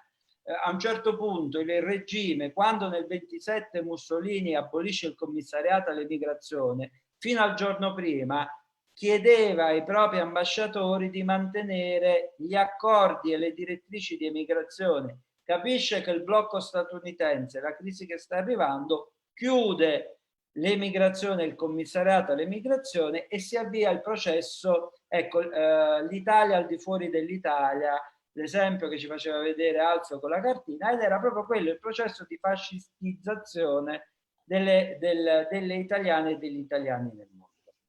Ora, questo accade, quando accade nel 40 e la storia dopo viene raccontata perché da un lato c'è chi ha vinto e da un lato c'è chi ha perso, da un lato ci sono i buoni e dall'altro ci sono i cattivi, ed è difficile entrare in questa narrazione nello spazio pubblico sottolineando le differenze di processi e di difficoltà di cose che sono accadute, come nel caso di questa tragedia. Chiudo dicendo un elemento. Guardate, Jan Assmann un po' di anni fa scrisse che dopo 40 anni la memoria inizia a elaborarsi, perché come diceva Terry giustamente servono gli anniversari. Allora oggi noi qui siamo all'80°. Io credo che la vostra richiesta sia la voglia di far entrare nei libri di storia, nei manuali di storia, nei racconti di storia, nelle scuole, chi la storia inconsapevolmente l'ha fatta, l'ha vissuta e l'ha attraversata, ma che nei libri di storia, come diceva Dostoevsky, non c'è mai entrata. Ecco, credo che questo probabilmente sia lo sforzo collettivo che noi tutti dovremmo fare, e soprattutto noi storici che ci occupiamo di fenomeni migratori e di storie molte volte dimenticate, dovremmo fare questo sforzo, perché guardate, questa è una storia scomoda per l'Inghilterra e la Gran Bretagna, ma è una storia scomoda anche per l'Italia, come tante altre storie, perché guardate, io ho scritto 2 anni dopo, l'anno dopo Matmark, ho scritto un libro su Marcinelle, e anche lì diventa difficile per la storia italiana poter raccontare che nel mentre viveva il boom economico del secondo dopoguerra, centinaia di italiane e italiani morivano lontano dall'Italia senza avere uno spazio nella storia. Credo che questo sia lo sforzo collettivo che un po' tutti quanti noi dovremmo fare, e noi storici, lo dico a Terry, dovremmo probabilmente sforzarci un po' di più ad essere più divulgativi possibili, perché molte volte ci richiudiamo nelle nostre discussioni scientifiche immaginando che poi noi siamo i detentori. Qui, come dire, vado oltre Habermas e mi fermo qui perché tu credo che capisca bene cosa voglio dire. Ti ringrazio Roberto e ringrazio tutte e tutti. Thank you very much, Tony. I think there is one aspect that will allow me to go to Caterina Soffici and also to Stefano Barone from the Italian Partisan Association, which is when Tony was saying you are trying to put this story in the history book again and try to raise this history from the oblivion. I think Caterina has done a very good job with the fiction she wrote a few years ago. I think that might be a way of passing the story to the new generation. So Caterina, I would like to go to you and just talk about the project that as you have accomplished with the book, and what is the legacy for you of this story of Arandora Star for us today? Hi, thank you everybody. Thank you Roberto for inviting me. Hi Clara, hi everybody, hi Alfio. And I have to thank Alfio as well. Alfio was a very, very good source of information for me, and he helped me a lot in writing the book. And I read his book before. It was the first things that I did. I suppose. My book is something that you call a faction. So it's not a fiction, but it's a fiction based on fact. This is how you can call it. And this was issued, I think, in 2017. And in these 3 years, I went in a lot of places. I've done a lot of, I can't remember how many presentations I've done in Italy, especially. And this is what I was very proud of it. And I thank Feltrinelli for sending me in the schools. I'm a lot of children and students in Italy read the book, and through the books, through my fictional characters, they understood the tragedy, and they have done a lot of work about it on immigration, and there were a lot of they've done some sketches, and they've done some play on the book, based on the book. And I think my legacy is in the book.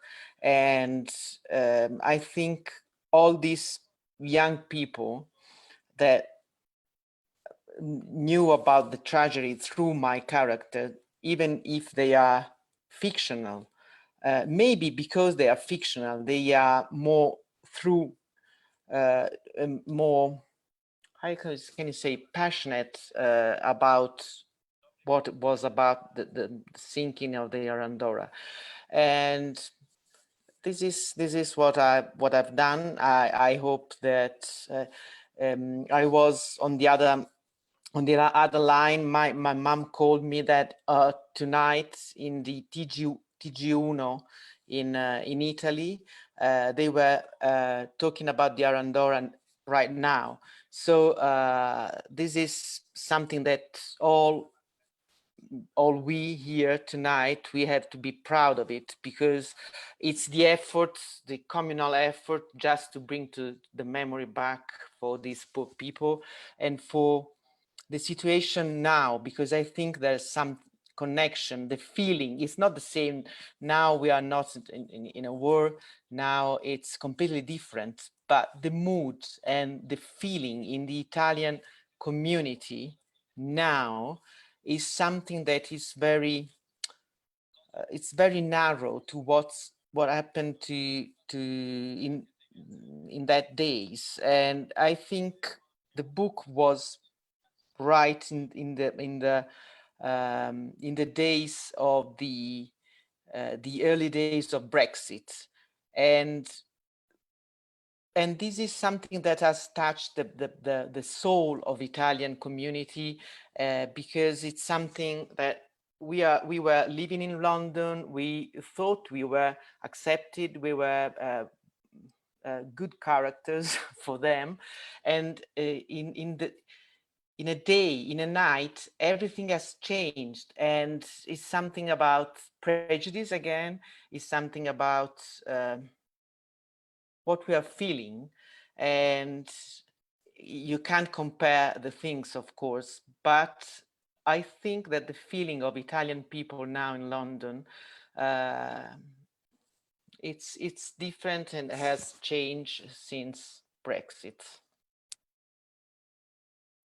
I would say indeed, indeed. As when I was mentioning the current relevance of this story is exactly that. From one day to the other, the relevance of the citizenship becomes your identification.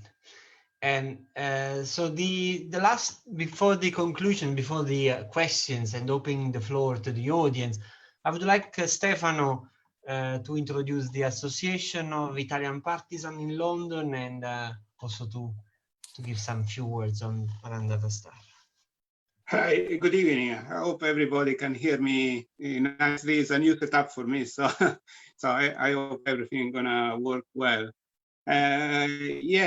First of all, I would like to thank Lorenzo Mirati and Roberto Stasi for organizing this initiative, and in memory of the victims of the Arandora Star tragedy, and for inviting AMPI to offer their own contribution to this.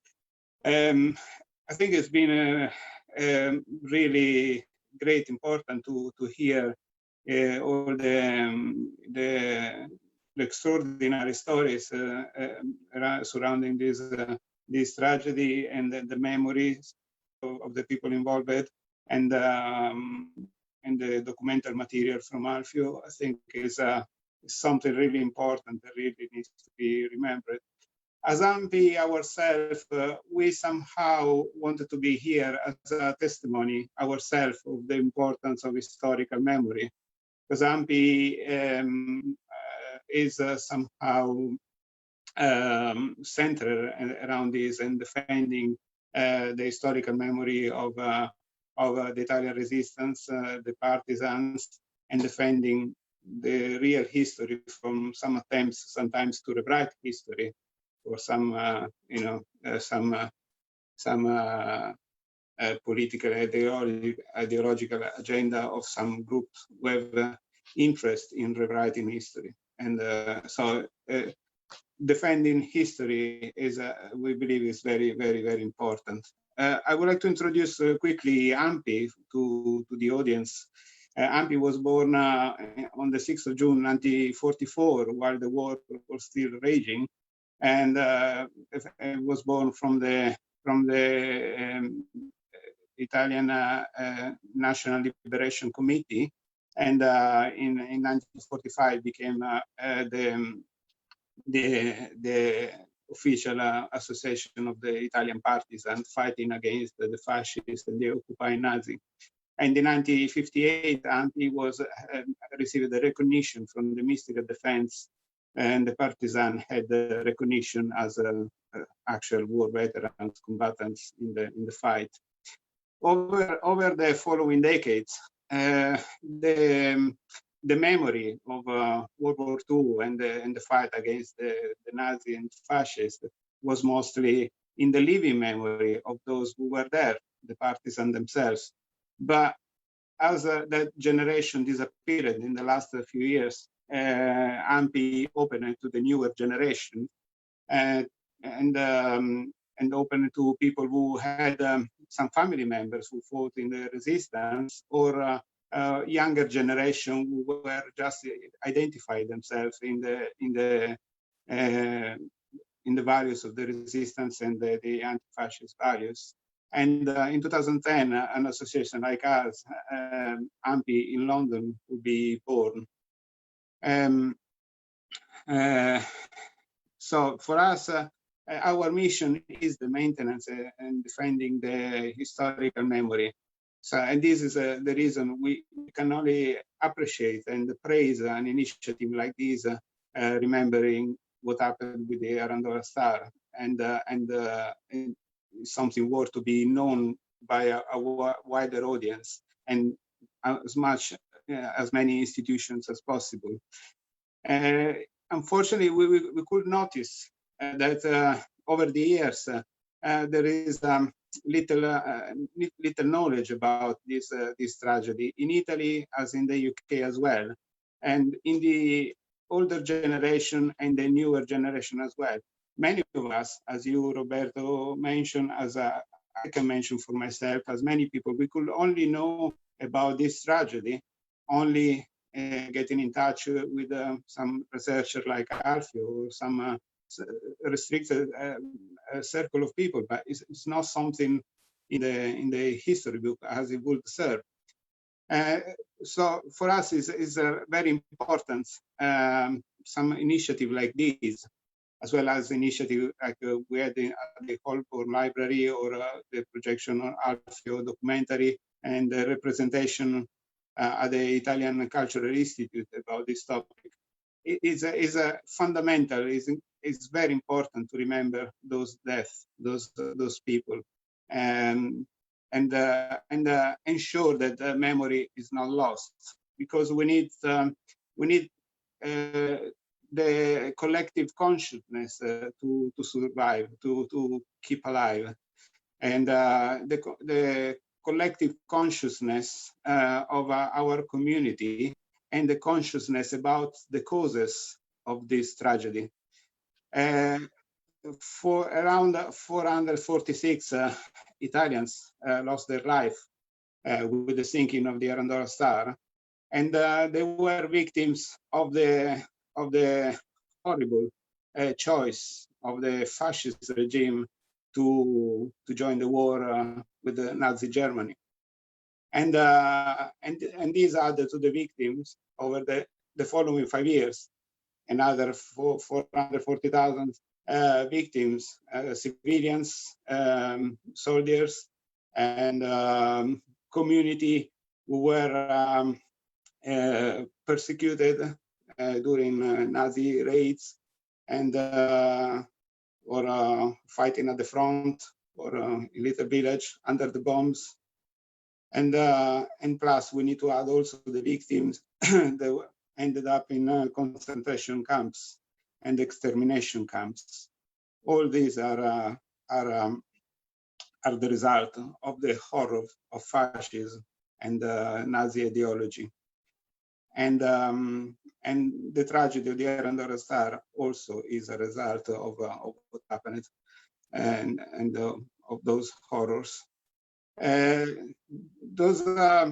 Those Italians who lost their life were people who built their life here in the UK, their careers, and they created their family here. They were integrated in the society. Some of the Italian community at the time may have joined the fascist movement, but many others were actually activists against that.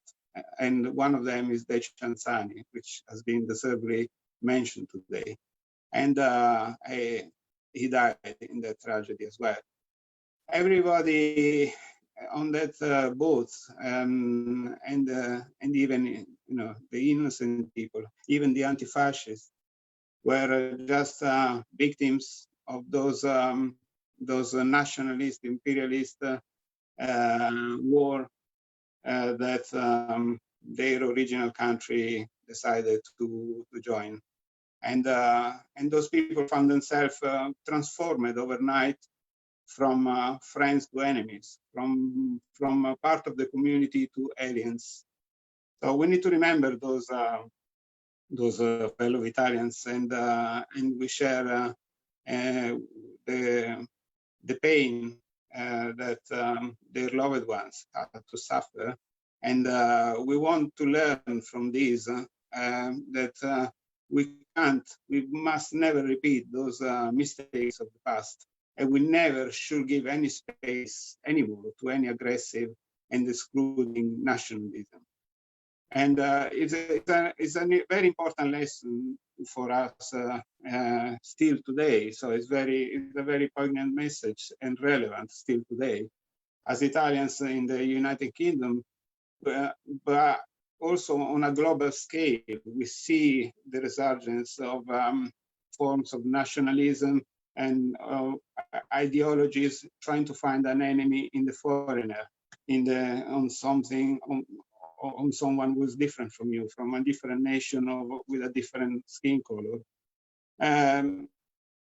It's different historical context, historical time, but it's important to read history and recognize the potential danger of some tendency that over time keep repeating themselves. And we need to be careful that those patterns don't degenerate again in similar situation.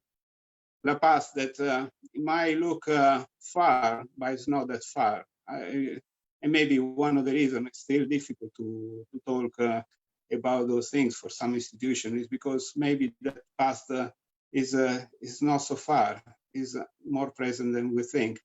And we need to keep the memory alive to be sure those lessons are learned. So thank you again for inviting us, and my best compliments again for your initiative. And thanks for all your guests. Hearing your story was absolutely very, very, very important. Thank you. Thank you, Stefan. Yeah, I think there is an aspect that probably we have not touched tonight, is the impact on the families. Most of the people disappeared one night without seeing children, wives, leaving businesses, to most of the time women in the family. So, and I would guess at the time, the community, most of the men were actually looking after the family, even from an economical point of view. So I would imagine the struggle of these families left alone without men in the families. And another thing that, so probably Terry, I don't know if on this you had collected some of the stories of people that you know, and they have been involved in the story of the Arandora Star, and also the psychological effects of all this in the community in itself and on the individuals. There is another last thing that I would like to mention, and Terry before pointed out on this. Most of the signs of remembrance of the Arandora Star are actually in religious places. And this is something that has always surprised me. In a certain aspects, I would say, not very much surprised, because I can understand very much that the church is, especially on the Italian communities abroad, the church still plays an important role in terms of aggregation, point of reference for the community. But this story is not a story of emigration in itself. There is a lot of politics inside it. So, and there is a lot of our identity and the identity as European as well. And what has always surprised me is not to see any signs of this tragedy in the institutions, in the public spaces where probably we should have a plate. I see Peter Capella here, and I remember with Peter, we collaborated on the exhibition of the wooden hull of the lifeboat, or one of the lifeboats of the Arandora Star a few years ago, 2 years ago probably, in the consulate. And I strongly asked why we don't have a remembrance plate of the Arandora Star in the consulate, which is the house of the Italians in London. I don't know, in Edinburgh. I don't think in Edinburgh you have a plate in the consulate. I think especially because everyone who is entering in the consulate, and you see what does it mean to be Italians nowadays, it's a souk when you enter in the Italian consulate nowadays. I think everyone should be made aware that we are not the first, and we won't be the last to be here. And the history of our community is something that has to remain with us. So I would say, together with the proposition of Dominic, I think the next proposition we should make this story to return in the places where they should be, not only in the churches, but in the public institutions and in the public spaces which belongs to the Italian community. Peter, do you want to say, I mentioned you, but I would like to hear your voice on this. And anyone else who wants to contribute tonight to the remembrance is very welcome to step in.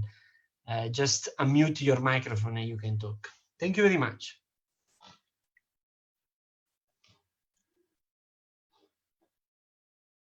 Hello. Yes, it was very interesting earlier on to hear that the feeling has got into the hierarchy of the Italian government. Now, it seems to be a complete change of direction to some extent. I thought it was going the other way. I mean, when we put that window up for the commemoration with the lifeboat, that was literally under the orders of Massimiliano Massanti, the then Console Generale. When Marco Villani came in, he asked for it to be taken down. I don't know if something else has gone in that window, but it seemed to be that they didn't want it there, which is the very strange part of it. I don't know what the situation is there now, but it was a movement against having it in the consulate. We were very upset. We thought it was a permanent display in the consulate so that basically all Italians could see it.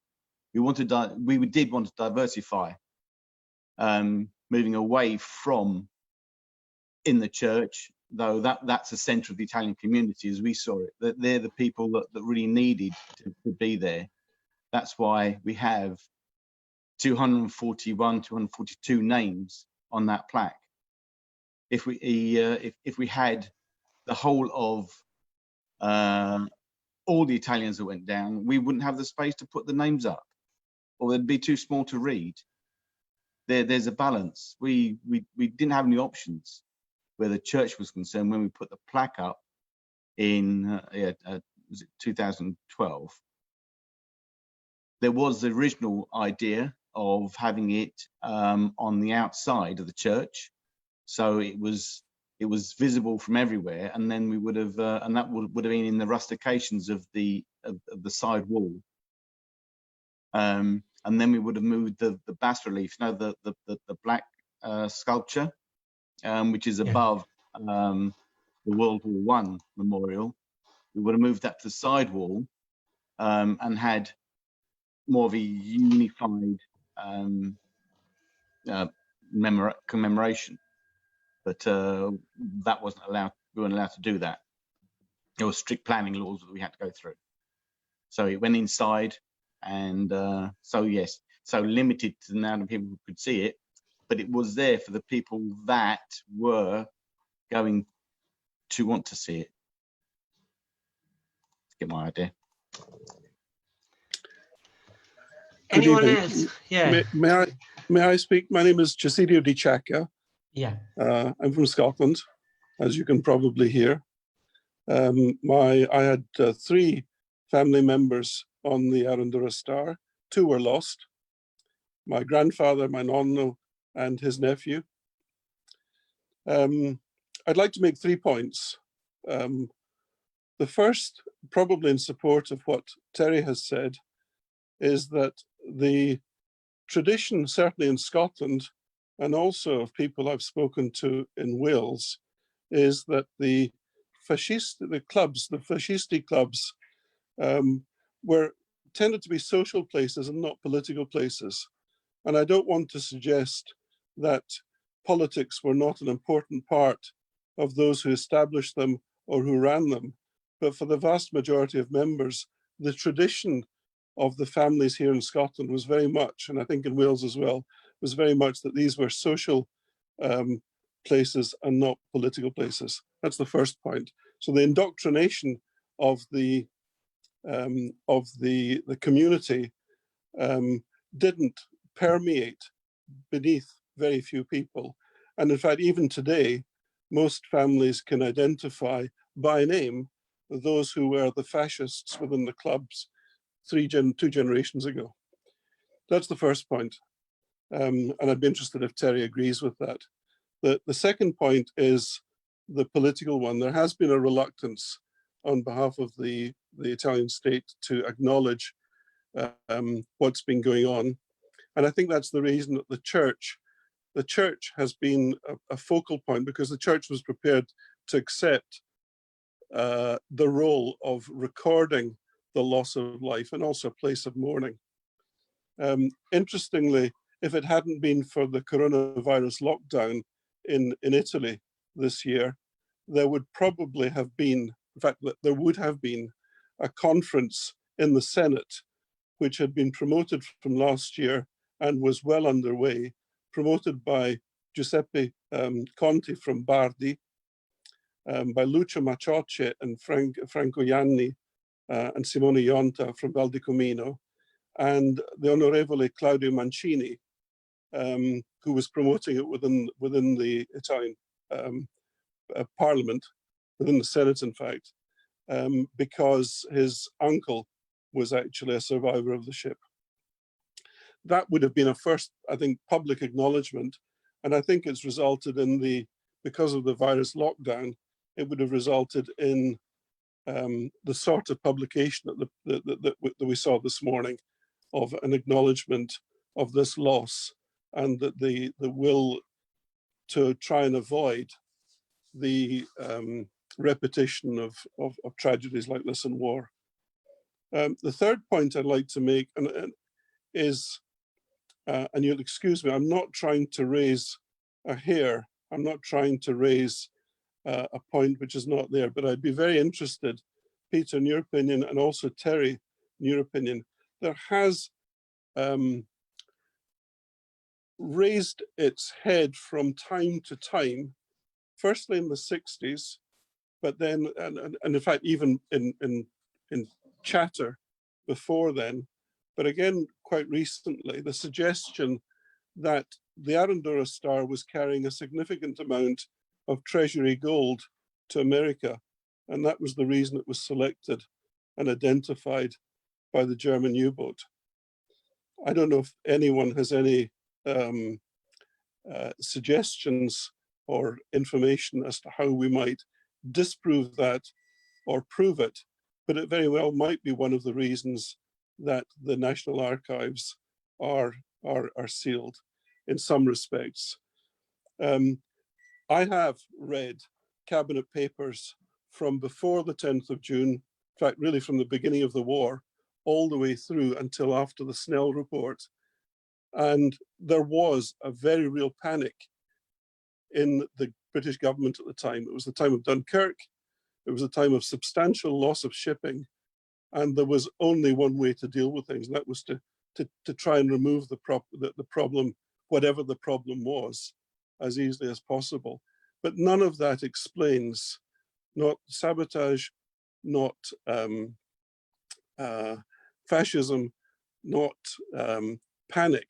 None of that explains why the coincidence of the U-boat and the Arandora Star being in the same place in the wild Atlantic that night. That's something we've never really established.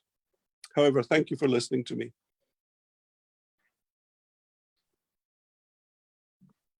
Very interesting points. Terry, do you want to say something, or anyone else? Really, feel free to step in. If I may, my name is Leo Capella. My great-grandfather, Giuseppe, was one of those who were lost on the Arandora Star when it went down, and he is one of those who are buried on Rathlin Island. I'd like to thank everyone who's spoken, and I think in speaking entirely personally, the one as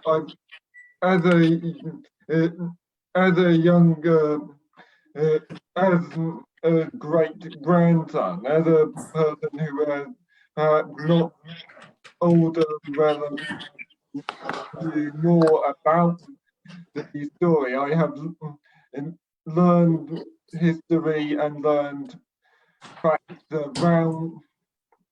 Please excuse me as I try to order my thoughts. I have learned about it from my family. I have visited Rathlin, and it's almost what comes across tonight and then is almost the complexity. Before we began this event, one person said off record that the event Arandora Star could be viewed as a prism of history. As a person and as an activist in other fields, I think there's two questions I have to ask. How can we bring forward the lessons of the Arandora Star in a manner that appreciates the complexity of the tragedy that happened, and how can we bring it? I applaud those who are trying to make sure it remembers in the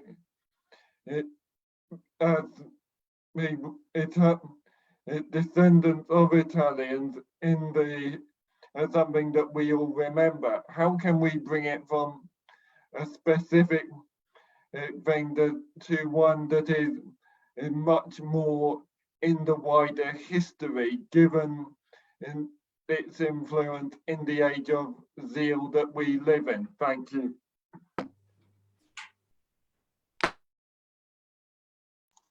Anyone else? Thank you, Leo, for... Yes. Yeah, Esther, yes. My name is Esther Luglio, and I've heard about this event from Danny Nissim, and the reason why I know him is that I researched for several years Radio Londra. I did a PhD on Radio Londra, on the BBC Italian service, and I have several publications already on that. And I also know Alfio Bernabei because I used his work in one of the chapters of my PhD thesis. And we were talking before about the fact that many people who were in the Arandora Star were actually anti-fascists, were actually Jewish, were actually refugees. We were talking about Umberto Limentani, for example. And I would like to talk about the situation of the internees in general, because for instance, there were people like working at the BBC, not only Umberto Limentani, but also Paolo Treves, who was about to be boarded into the Arandora Star. Then it didn't happen, but he was in the list of the people who were supposed to go there, to be there. And they were people who were already known as anti-fascists, working already for the BBC. So it was clear, it was crystal clear, it was evident in British governmental environment that they were anti-fascists. And yet they were there, they were in the British camps, and they didn't receive a good treatment. And they, in their memoirs, in their letters, in their complaints to the British government, they clearly said, we haven't even been protected from fascist prisoners. They were bullied by fascist prisoners. And the day before, Paolo Treves, for instance, was supposed to be in the Arandora Star, he said, listen, there is a mistake. There must have been a misunderstanding. I'm an anti-fascist. And he showed them a book he wrote, What Mussolini Did to Us, a book about the death of his father. His father was Claudio Treves. He was a well-known socialist in Italy, and he had emigrated to France. And yet people told him, well, we don't care about politics here. You guys here, you are all the same. and no one in the government did anything. Only people from the British Labour Party did something in order to spare these lives. Alfio mentioned something, but there is correspondence in the archive of the International Department of the British Labour Party, correspondence in which Sylvia Pankhurst and then William Gillis talk about these internees and their situation. And also, there is another contradiction, and I'm talking about what I know about the BBC. For instance, these people who were known anti-fascists were interned in the British camps. But at the same time, at the BBC, there were broadcasters who had been fascists in the past, for example. One of these was, for instance, Ruggero Orlando, who was a fascist in the past, and he was at the BBC. So it wasn't crystal clear, the position of the British government towards fascist people and anti-fascist people. And another thing I would like to say is about the transnational and global perspective Tony Ricciardi was talking about, because this is definitely true. The only way we can find out more, we can discover new things and apply new lenses to this part of history is by using a transnational perspective. And it happened to me a lot in my research that people who were seeing the BBC as an only Italian thing, they wouldn't have thought about this ambiguous position of the government, even with the BBC, with Radio Londra, etc. So it's only a transnational and global perspective, and I agree that can give us a new insight into this part of history, which is definitely part of both the Italian history and British history. And thank you for organizing these amazing events. Thank you, Esther. Anyone else? I would like to give the floor again to Terry, if she wants, and to Alfio. And I just say thank you, everyone. It has been almost 2 hours, actually more than 2 hours, of great event. I think we pay our tribute to the families, to the descendant of the victims and the survivor of the Arandora Star. We discuss about history, about, in a certain way, politics as well. Our duty will continue in remembering them every year and to pass this to the next generations. So Alfio, Terry, to you the floor, and after that we can close. Thank you very much again. Alfio and Terry, who wants? So, hello, can you hear me? Yeah. I don't really have anything to add. I think it's been a fantastic discussion.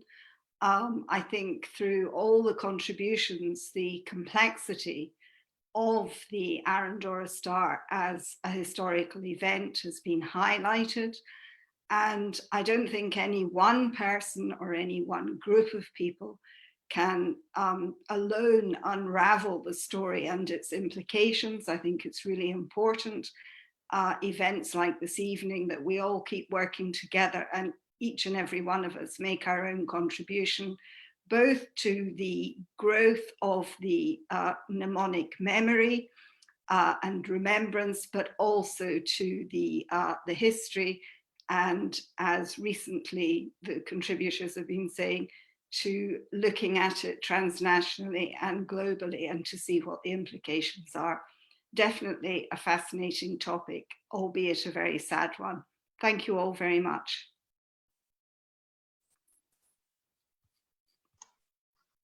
Alfio, to you. Right. Well, let's put aside the gold history, I mean, myths of above the Arandora Star. I think it was in early 1980 when Peter and Lenny Gilman published the Cola de Lot, and they quoted from the captain of the Arandora Star, Gunther Prien. They found the diary, actually, and it was pretty clear from the diary what happened. Technically speaking, he was coming back from the Scandinavian area, going back to Germany to reload torpedoes. He had only one torpedo left, he simply intercepted the Arandora star in the Irish Sea, and he launched the torpedo because the ship, it would open a new chapter here. The ship was not escorted as it should have been. It was not carrying the mark of the Red Cross. Clearly, it had not been made clear that the ship was carrying prisoners of war under the Geneva Convention. So that opens an entirely new chapter of responsibility, right? As they said from the beginning, we must be clear that this would not have happened if Mussolini had not declared war on Britain. That is the main cause, right? So as far as the language is concerned, the mnemonic aspect of it, and the oral and verbal history, I mean, I'm getting more, I'm still doing research in the archives, as you do, Terry, right? And going through again through the records, because we do have a record of what the fascist party was doing in the UK, because from 1920, from La Cronaca, all the way to April 1940, we have publications telling us what was happening within the Italian community. That is an incredible source of knowledge. We know it's public, right?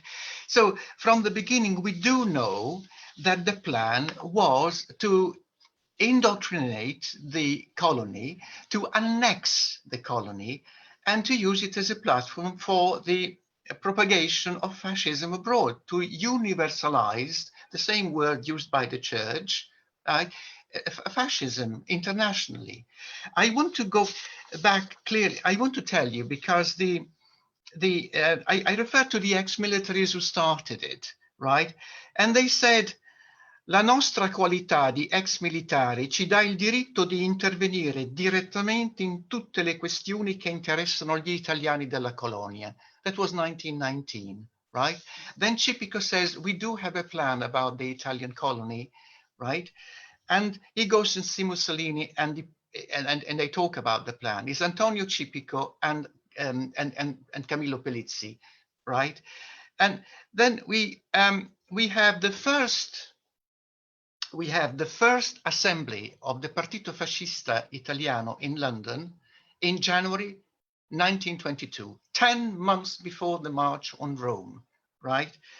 Giuseppe Moraschi was chairing the meeting. He says, lo scopo del fascismo tra i 10 milioni di italiani nel mondo e di quelli di Londra in particolare, I'm quoting, è di creare un nuovo impero italiano, senza violenza, ma con ogni altro mezzo. And then I was explaining earlier on what the means were. I mean, there was a plan, right? Then we have to remember the language that was used, the militarization of the language. Ad una pedina avanzata, the Italians abroad in the United Kingdom were una pedina avanzata. Then they became an army, un esercito. Dino Grande in 1936 was claiming to be able to have 6,000 Italians march through London, right? The Secret Service, they knew exactly what was happening.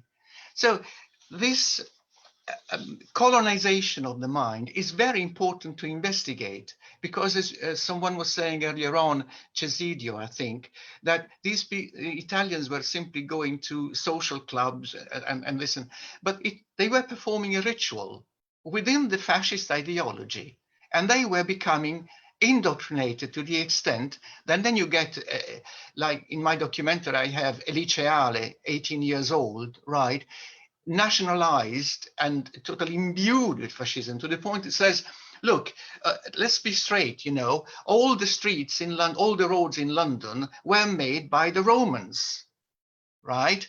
As if, you know, in this conception, as if without the Romans, you know, the kind of mythical warrior, right, the British people would go around in circles and jump into the sea. I mean, this sort of nationalism, which was it was condensed. It was, the Italians were imbued in this. Of course, they were all very nice people, but they were trapped into an ideology militarized language of potential conflict. I mean, we want to be first. This is very contemporary to some extent. We have to be very careful, because what the lesson today is can a community, can an ethnic minority, wherever it is, in the United Kingdom, for instance, right, be so totally indoctrinated to the extent that believing in something, it becomes a cult, like credere, obbedire, combattere, which were the three words all Italians in London were reading when they were walking into the Casa del Fascio. Roberto knows because he walked into the, into the Charing Cross, what is now the Charing Cross Library, right? You had the fascist party, planting itself above the embassy, above the consulate, to the extent that you have it planted 2 meters away from Trafalgar Square, in view of Downing Street, 10 minutes away from Westminster, the Westminster Parliament. What was all the implication? What was the implication of this? That's how you put a community in danger. And the language is all that. The militarized language is all present, right? It has lessons for today, clearly, because we see a revival of whether it's white supremacism, aggressive nationalism, of the wave of creeping neo-fascism going across Europe. It's the use of language that makes people think in a certain way and become a potential threat without even them realizing it. This is the lesson that we have, the contemporary lesson that we have at the present time, right? So yes, let's keep digging into the history. Let's see what mistakes were made. Let's try and not have them not repeated again. And let's throw more light into this tragedy from a cultural, political, memory point of view. And let's meet again next year, hopefully in person. And let's stage things like you were about to do in Scotland over there. And Terry, you were working on an initiative as well. Behind me is a panel of an exhibition that started 10 years ago at the Centro Studi Piero Calamandrei, which we brought to London, Roberto. It went to Manchester, Dundee. Hopefully it will travel again. Let's have more initiatives to keep this dialogue open. Thank you very much, everybody. Thank you. Thank you. Thank you very much, and good night. Thank you. Thank you, Roberto. Thank you for being here.